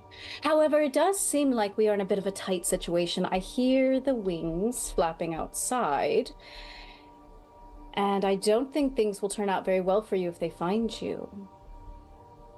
So, oh, and I am here for a reason, I suppose. Demarion's growling. Oh, why are you here? What I is think I Grace? hear a dog. Well, somebody has sent me a message to deliver. And I believe, and he takes out the envelope and looks at it, turns it again. Ah, yes. This is for you. He looks at you, Achlys. I slowly reach out to take it. Are you I not usually- the mailman? Oh, yes, but the mailman requires a fee. So tell you what, let's make a deal. I am rather trustworthy when I want to make deals, and I benefit from them. So, he looks around. A horrible little chuckle leaves Demarion's lips as his eyes get even a little brighter. He's like foaming at the mouth at this point, but he's not stupid enough to shoot a spell at a god, a literal god. You better keep a especially tight right now. leash on that one. He looks like he is rabid and about to attack. So, and he looks around to all of you. This is what I propose. You may have the message from somebody who seemed very, very urgent to send it to you. However, he looks to you, Arete. I would like that one as my apprentice in a month's time. Me. Yes, you.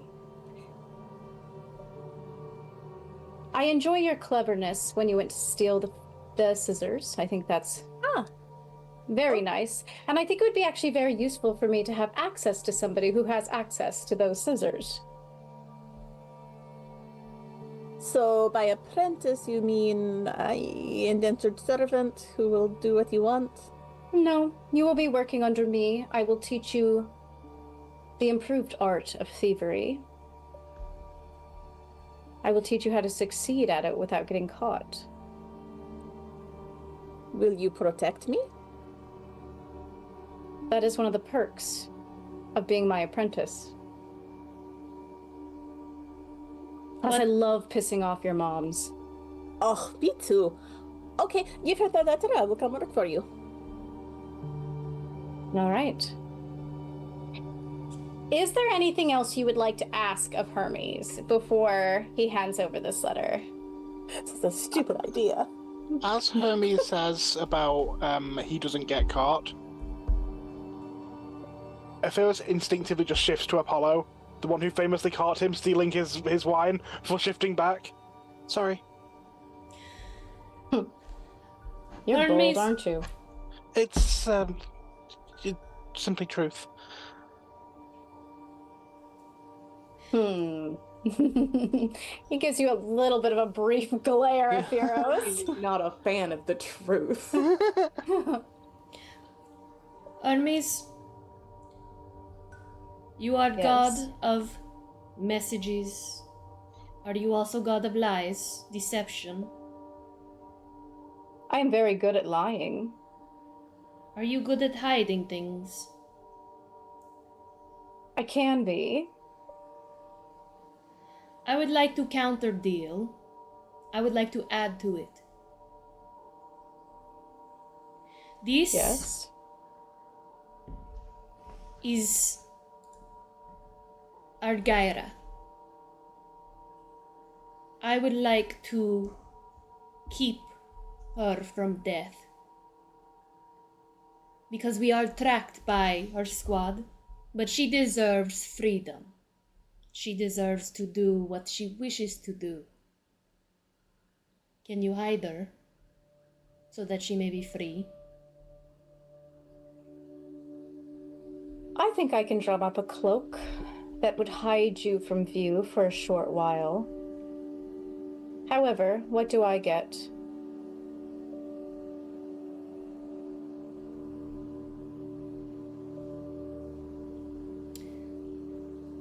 Do you have anything that needs to be stabbed by a large fork?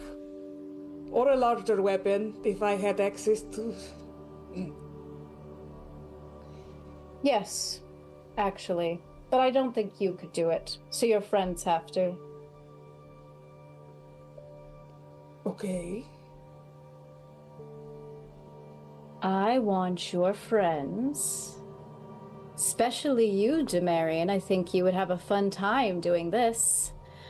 I want you to attack the Weaver in there.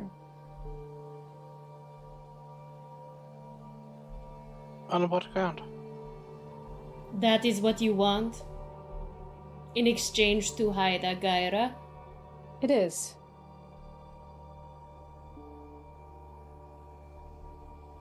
I do not think she is what you think she is.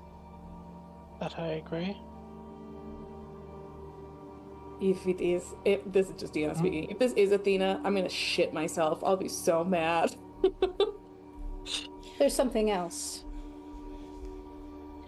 When you attack this Weaver, you will have the opportunity to turn everything upside down here, and I do hope you take it. I'm very interested to see what you'll choose to do.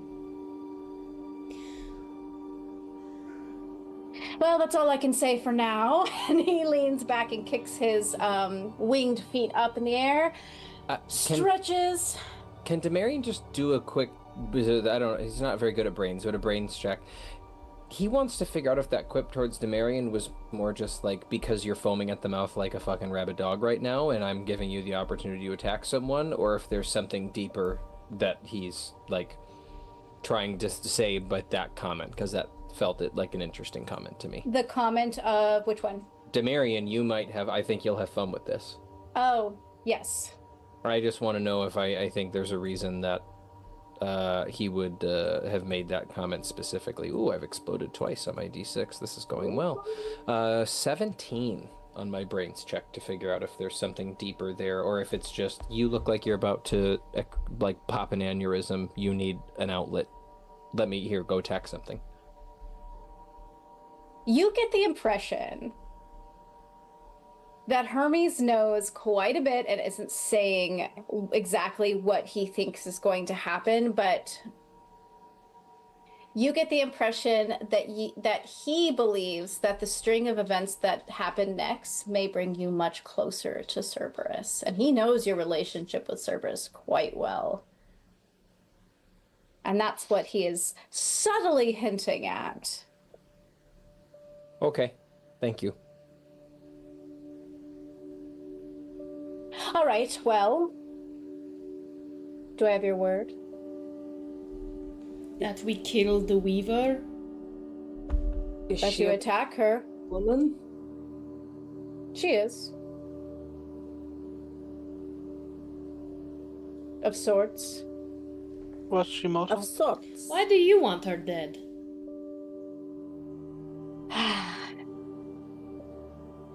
I don't think she can die. Oh, I want dear. you to attack her. We won't get any more information out of this. And what's the other thing I asked you to do? Cause some upheaval. That's Turn right, everything upside down. Turn this place upside down, exactly. You got it. See, my apprentice is so quick already. Can I have a thought. Yeah, brains Yes. check is the I same need thought we I have. need to brains check this. Arete, brain Can I do the ticket. same for the same thought? Yes. Wonderful. Ooh. Oh, that's a 20. Not quite for me, it's And only an a 17. That's a 38. Oh shit! Yeah! Okay, what's your thought? Literally. Literally turn it upside down. We need to get up the waterfall. I'm thinking that if we give her the memories, she's just going to take them. Mm-hmm. She's not going to do anything with them. If we attack her, we will release memories. She is the one who is like sucking Keeping them them. all in. Oh my She's god, keep- you brilliant goddess! She's the keeper of the river. You got it! Oh my god! You got it. Okay, so guys, I'm gonna give you a little information. I don't want to influence your choices too much, but you are correct. She is the keeper of the river. Hermes implies that she's not what she seems, and she is a woman of sorts. I think you can connect the dots to see that she is Lethe, the river itself. And if you choose to go after her, we will see what you do. If this is the case, I would really like the opportunity to hit her at least a little bit. But is the cloaking not a go if I hit her at least a little bit? You might be able to fit one in. Thank you, sir. Anyway, it's getting towards my lunchtime, so there you go. And he drops the envelope, which floats down I towards grab you, it. Achlys. I grab it. All right, I'm going to pass this over to our lovely player, Deanna, to explain what is in the envelope. Oh my god, what is in the There's envelope? a letter and a little package. The package is just kind of wrapped up in like brown parchment paper with string that's been tied a couple times, not very well. Do you think you go for the package or the letter first? I would go for the letter first, because who knows who it's from. Dana, you are muted. Let me open up Discord so that I can send it to Danny. That's what I was asking. Yes. And I'm gonna send it to Lauren as well so that she can see it just now. No, cancel. On What are you Discord? doing? Oh, Lauren's gonna have to be the one to display it because she's. Yeah, because Lauren's one. Oh shit, Okay, okay. awesome. So I am just gonna send it to Lauren then. It's gonna take 40 years, but I will send it to Lauren. Here you go. Wait, where you sending it to me? On Messenger, because that's much easier for me than Discord. Do we want things read out loud, just for audience sake, even though it can be Yeah. Do people displayed? Okay. I think you're first there, Deanna, then. Can maybe Achlys do it out loud, like she's actually reading the letter out loud? Oh my god, what is this? Oh my god, what is this? Ah! Okay. Achlys, I have to keep this short. We only have a certain amount of ounces. 1 page only on the Douchebag Express. We used some scribble out of the something. We used some research to figure out how to impart thoughts. Niora and Maris juiced me up so that I could shoot it up with my own memories. It's not mind magic exactly. It's safe. I know you're going to worry about it, but don't. I'm worrying about you, and we can't both be worrying about each other at the same time. That is stupid. It should help you see yourself the way I see you. Yours always, Iro. Achlys, real quick, that face that was in your mind that was blurred slowly comes back into focus when you hear these words. I'm angry at this point, the fact that I forgot. I'm very angry at this point. I finally got it, the image up on Discord if other people want to read their own messages. I knew There it. are messages from other coven mates on there too. Yes, next one. Hey, Achlys, I miss you. Just like technically, it still is mind magic. I'm pretty sure at least it is safe though. We are here for Iro. But yeah, stay safe. We love you. Come home soon. Much love, Niora. God damn it, I told Niora not to do mind magic shit. Hey, Achlys, don't worry about Iro. You know I wouldn't let him and Niora do anything that wasn't mostly safe, right? My god, people. I hope this helps. Try to keep yourself safe too, okay? Love you, Maris. Achlys, I'm a little in the dark about what's been going on lately, but if there's one person I would absolutely never bet against, it's you. Remember, they are trapped in there with you, not the other way around. Now come back to us. I have a promise to fulfill. Best cat. Who the hell is Kalor? Who the fuck is that? We're going to have to figure out that when I get up there. Don't die, Ava Amatia. Yeah, that's about right. That seems appropriate. As you're reading this letter aloud, the envelope trembles a little, and you hear a. You open it, and all of a sudden you feel something shoot up your nostril and come out the other one. Steak coconut. Okay, whoa.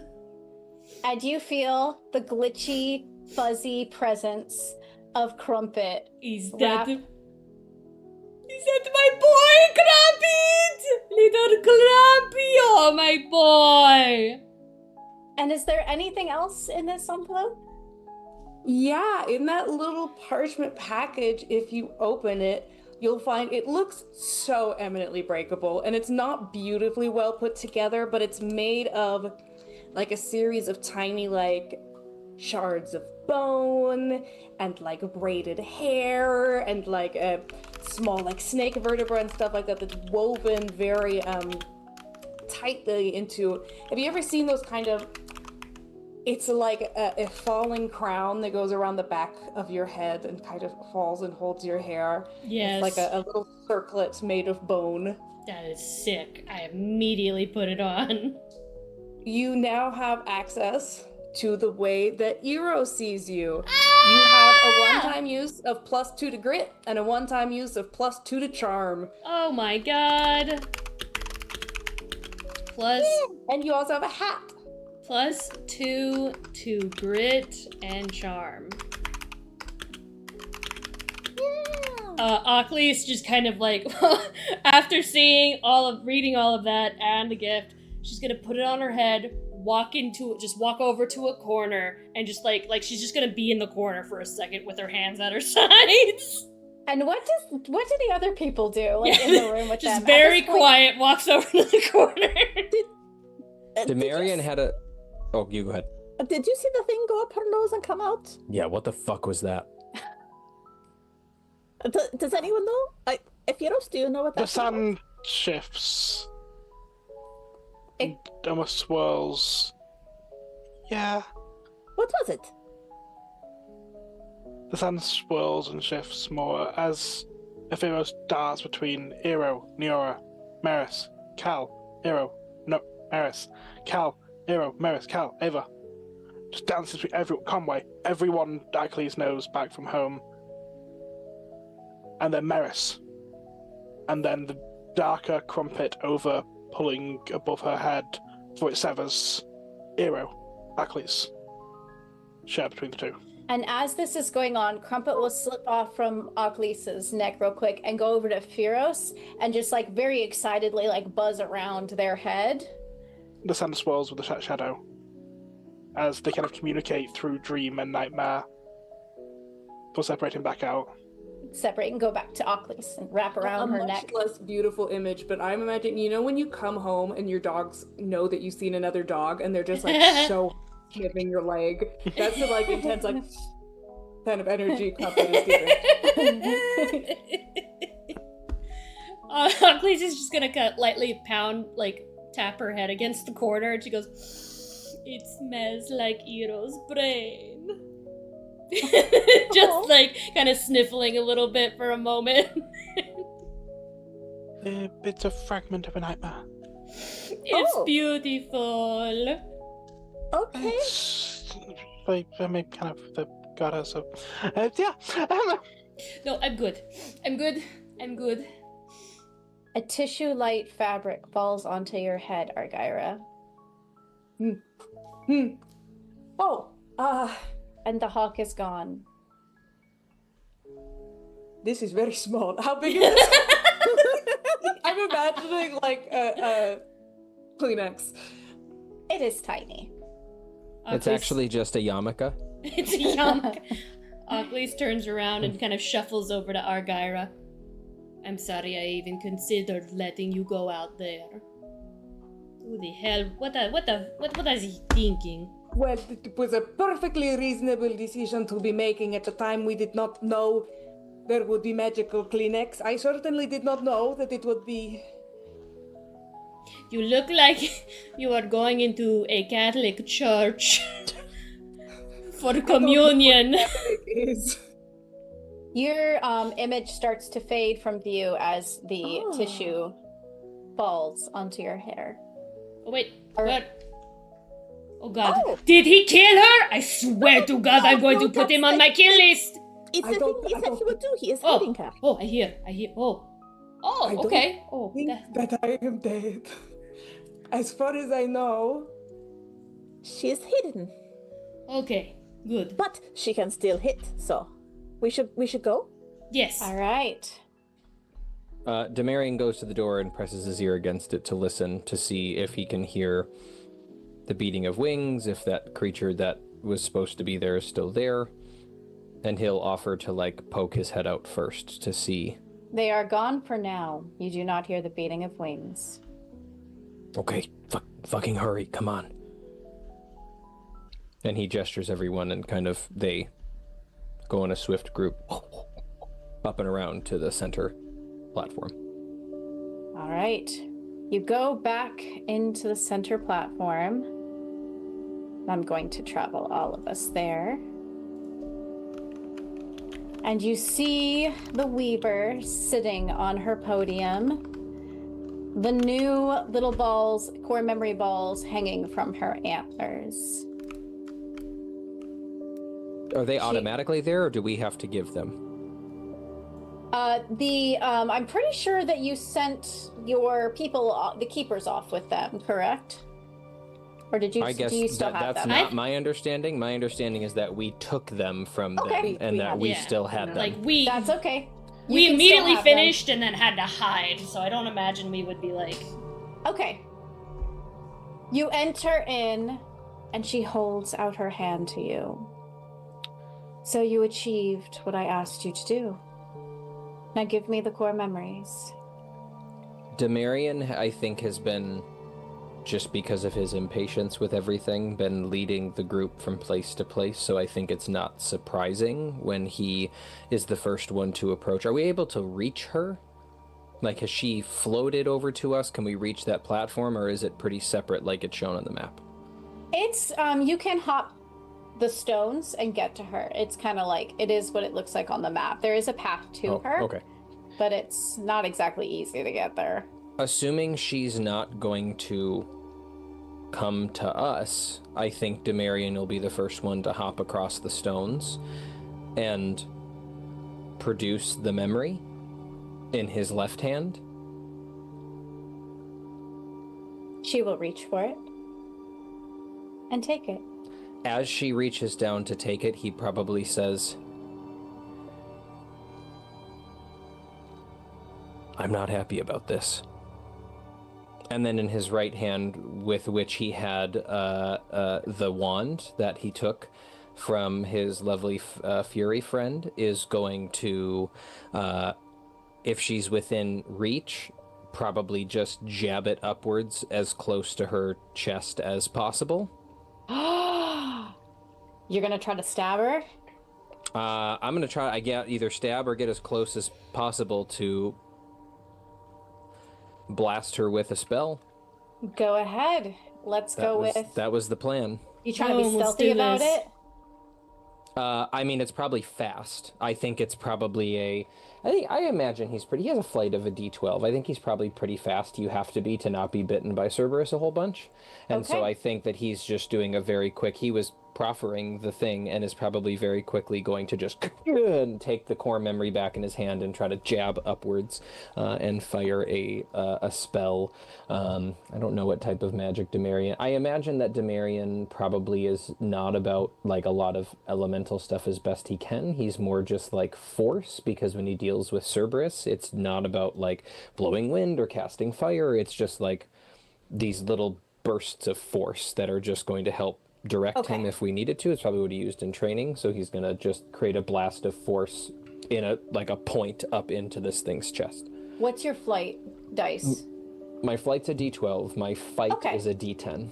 D12's not bad. Go ahead and roll me a flight. Try to hit an 11.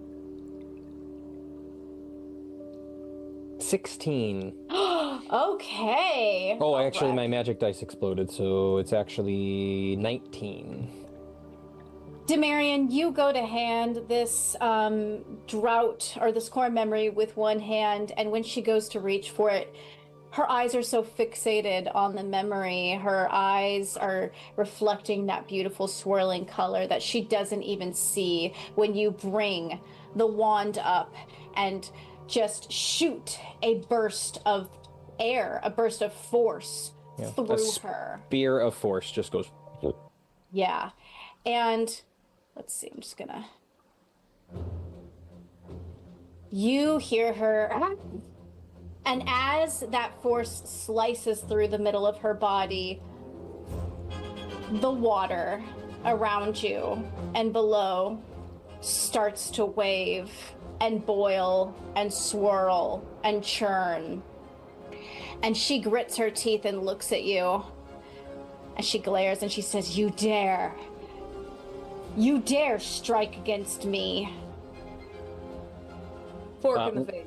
Without breaking us, without looking intimidated by this thing at all, goes, yes.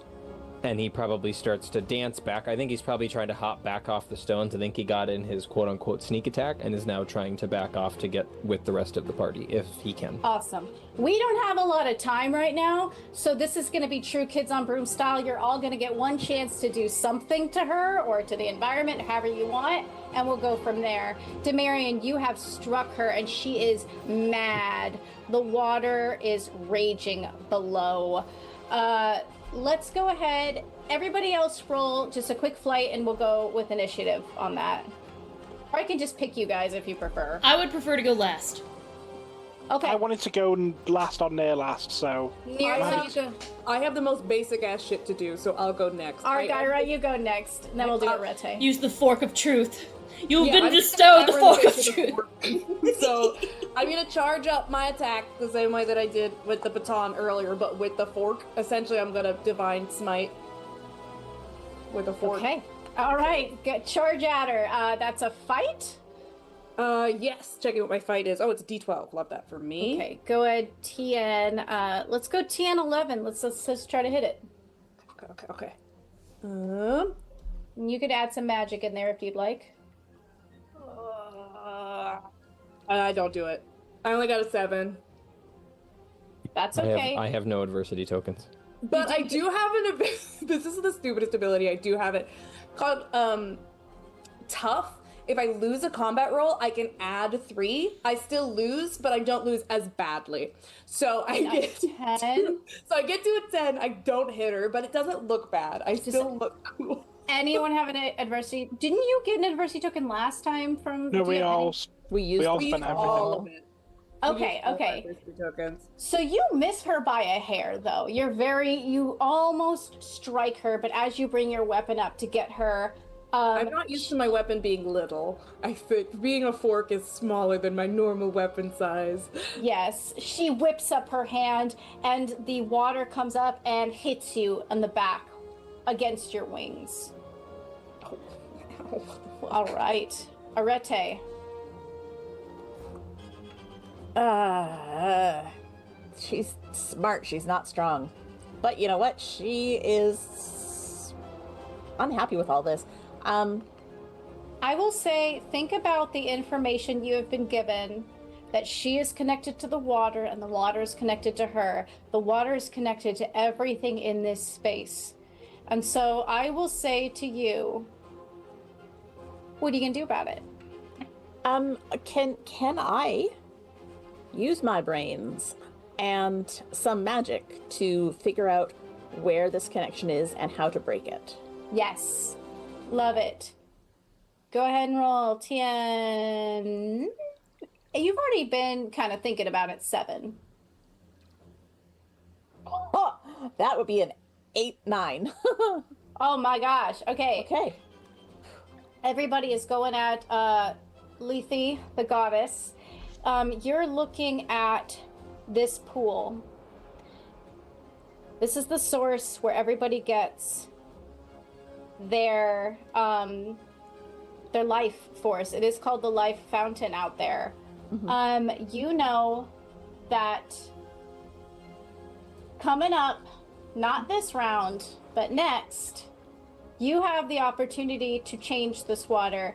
How do people change water when they are either trying to make somebody sick, make somebody, maybe even kill somebody? Poisoning it, polluting it. Polluting it, poisoning it. So this is already poisoned water. Right. How can you fix it in order to help people, if that is the goal you wish to do? Yeah. What is the issue with this place? It's making everyone forget everything. It's everywhere. And it's kind of making people feel, when you brought people's memories back, the immediate change was in the way they acted, their emotions. Right. And who's the most emotional person you know in your company right now? Well, depends on which emotion we're thinking of. Who's the Achlys, most radically emotional, I will say? Demarian, perhaps?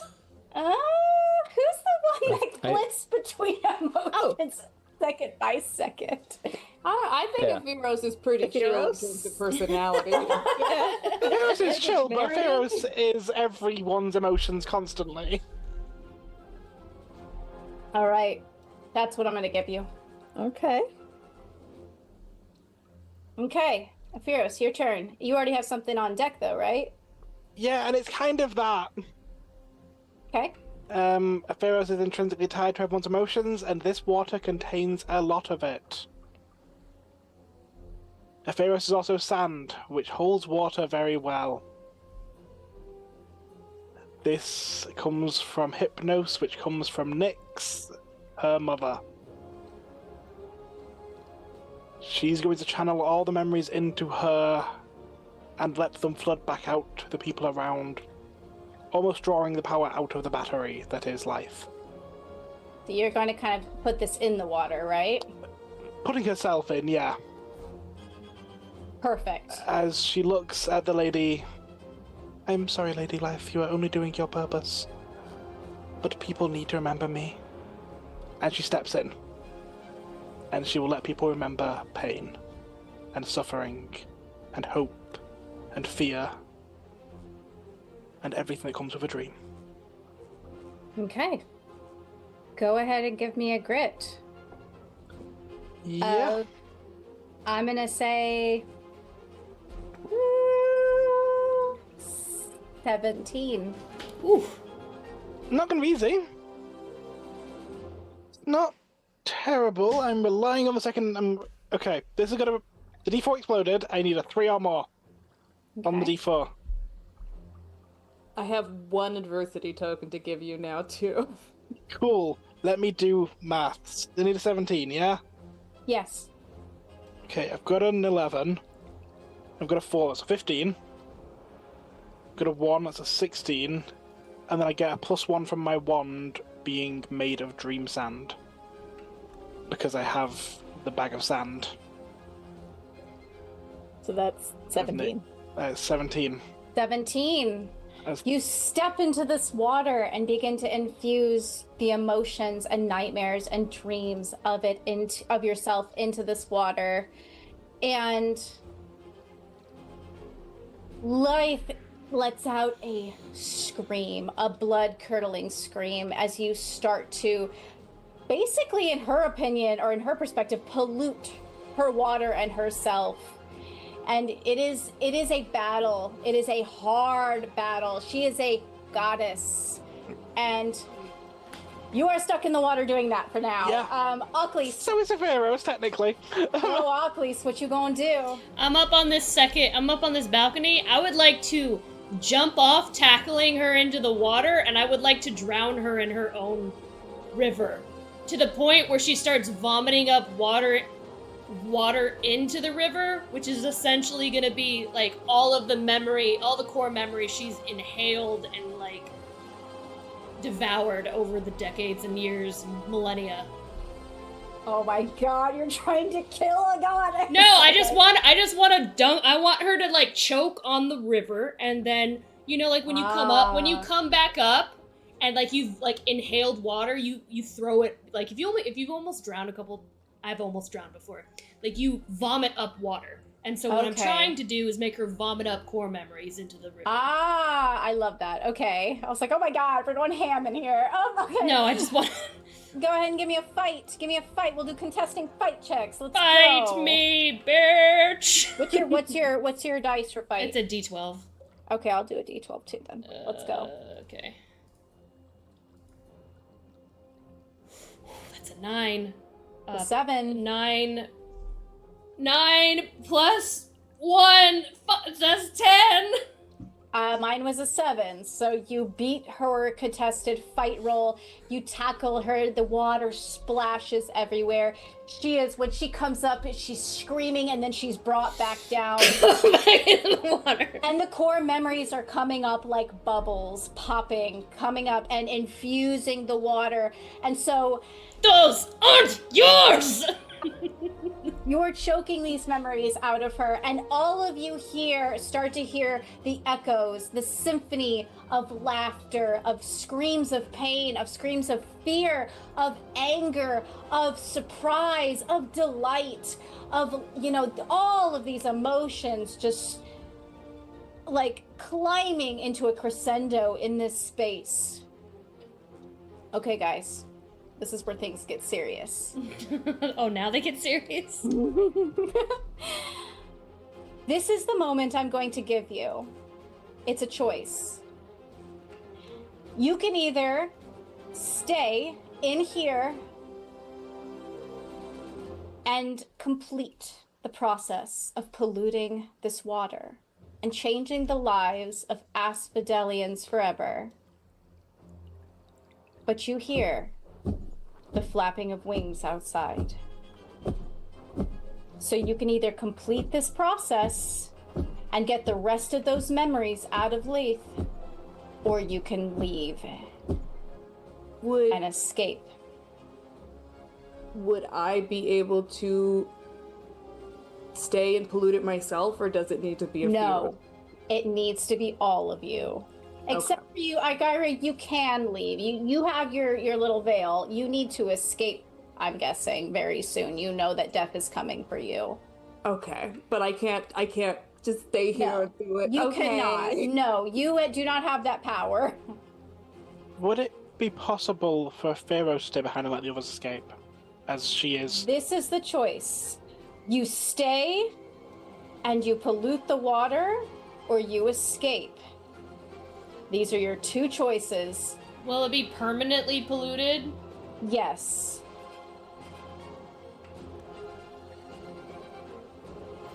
Demarion says deuces, I think. Bye. Pharaoh says on my dog. Pharaoh's on camp stay. Achlys would stay. Achlys would stay. So, But Achlys Achlys, would what do you say? This is a group decision, by the way, Demarion. You have to say. I know. Okay, just letting you know. What do you say, Achlys? Achlys. Leave to your group, anyone.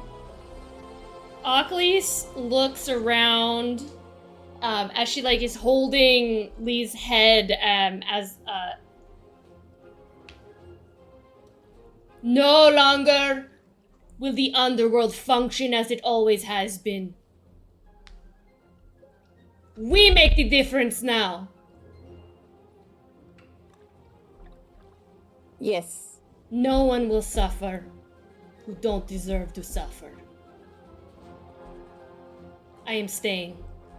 As a mannequin, I think the problem is no one is. So, I know, I'm sorry. Focus.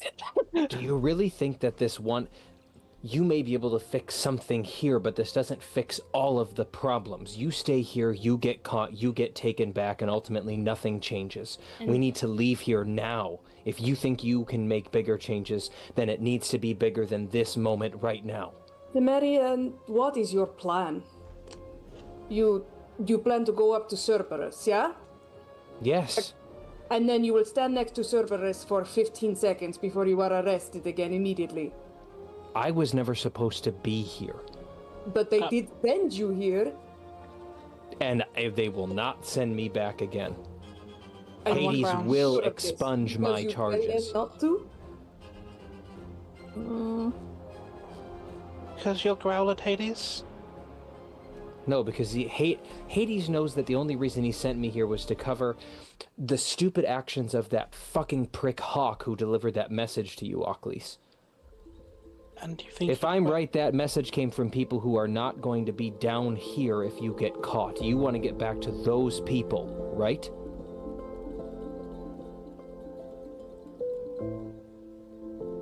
And you think he'd fight his nephew now for you?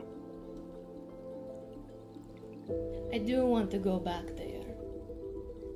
But we can't leave these people to suffer. We can't leave these people with nothing in their heads. What is life worth living if you cannot remember it after you've lived it? What is... Would you want to be here and not remember Cerberus? Would you not want to be here and remember all the people you fought alongside? People who died with you? If it was me here, and I forgot all of them,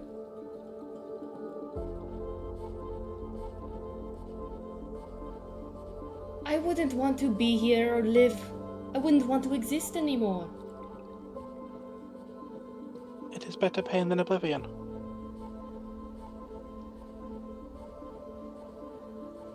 Even though it may be hard. You hear the pounding of footsteps of boots coming up the stairs. Demarion, do you have any last words before the next scene?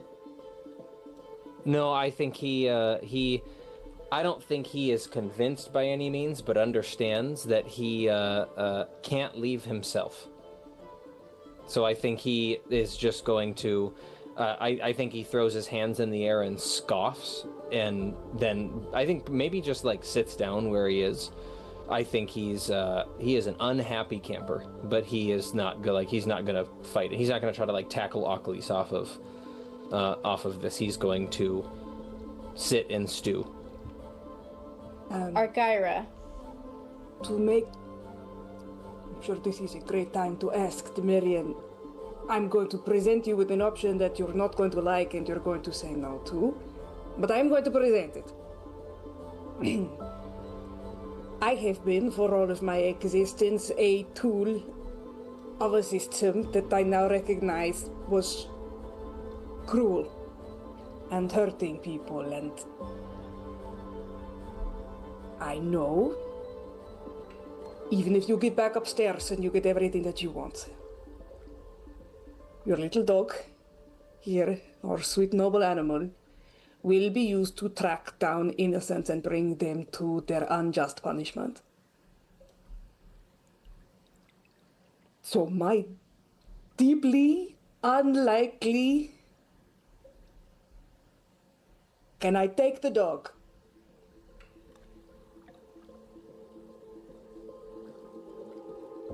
What are you going to do with her? Well,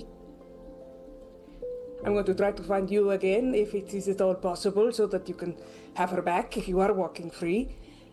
I am going to treat her kindly. I am going to make sure I cannot speak to the animals the way that you can, but that she is able to make her own decisions and that she is respected. And to be quite honest, I might try to find Ossipity, where she is hiding, before she is found by anyone else.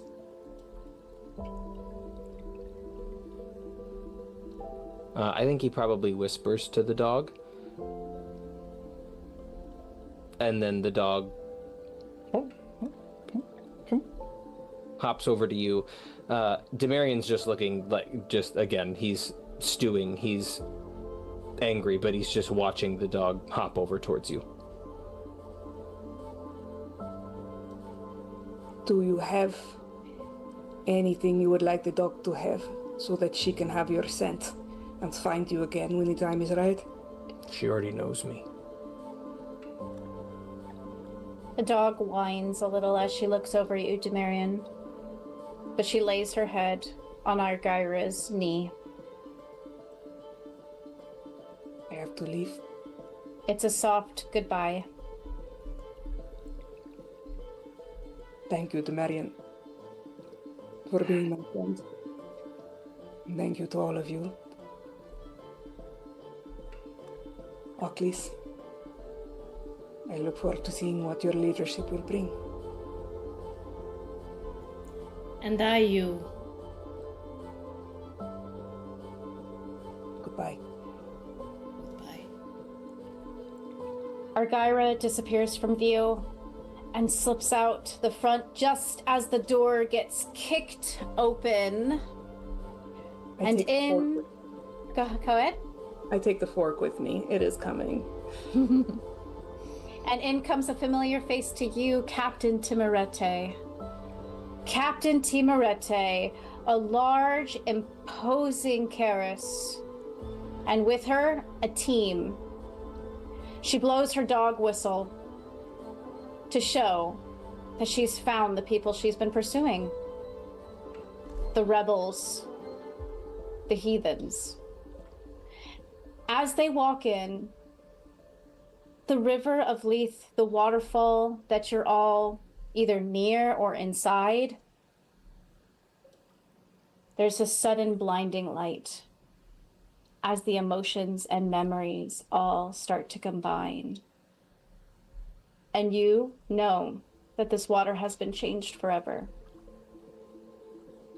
It's cool and refreshing feeling. And the sound of emotions rises again, like music in the air. But that does not stop Timarete from coming forward. Under the command of King Hades and his inner court, you are hereby detained. You may come voluntarily or be escorted by force, as you have violated numerous laws of the underworld. From here, we will bring you to the court where you have been summoned. Anything you say can and will be held against you in the court of law. And that's where we're going to end tonight. You have the right to a lawyer. You have the right to remain silent. Well, she didn't say a lawyer, but that's where we're going to end tonight. Great job, guys. I am bamboozled that Demarion actually said goodbye to the dog. I was like, this isn't happening. This is absolutely not happening. Right? I'll do right. I'll do right for her. Fucking better. Thank you, everybody, for coming tonight, joining us. Thanks to all followers and subscribers. I don't know if we had anyone tonight, but It was a quiet night tonight. thank you for joining us, and we will see you next week. Our Argyra will not be with us next week, but the rest of us will, where we will be closing out this Underworld series. Real quick, Danny, is there any plugs you'd like to put in before we end tonight? We are probably going to be doing... What show is it? That's Pretty Crafty on Tuesday. Assuming that everything goes well. Life has been lifing a lot lately, but we're planning to talk about Little Shop of Horrors. So that's Tuesday at 7, and we're going to be making little clay versions of Audrey 2. Adorable. That is so cute. Well, thank you, everybody, for joining us tonight, and we will see you next week. Stay around for the raid. Bye. Bye.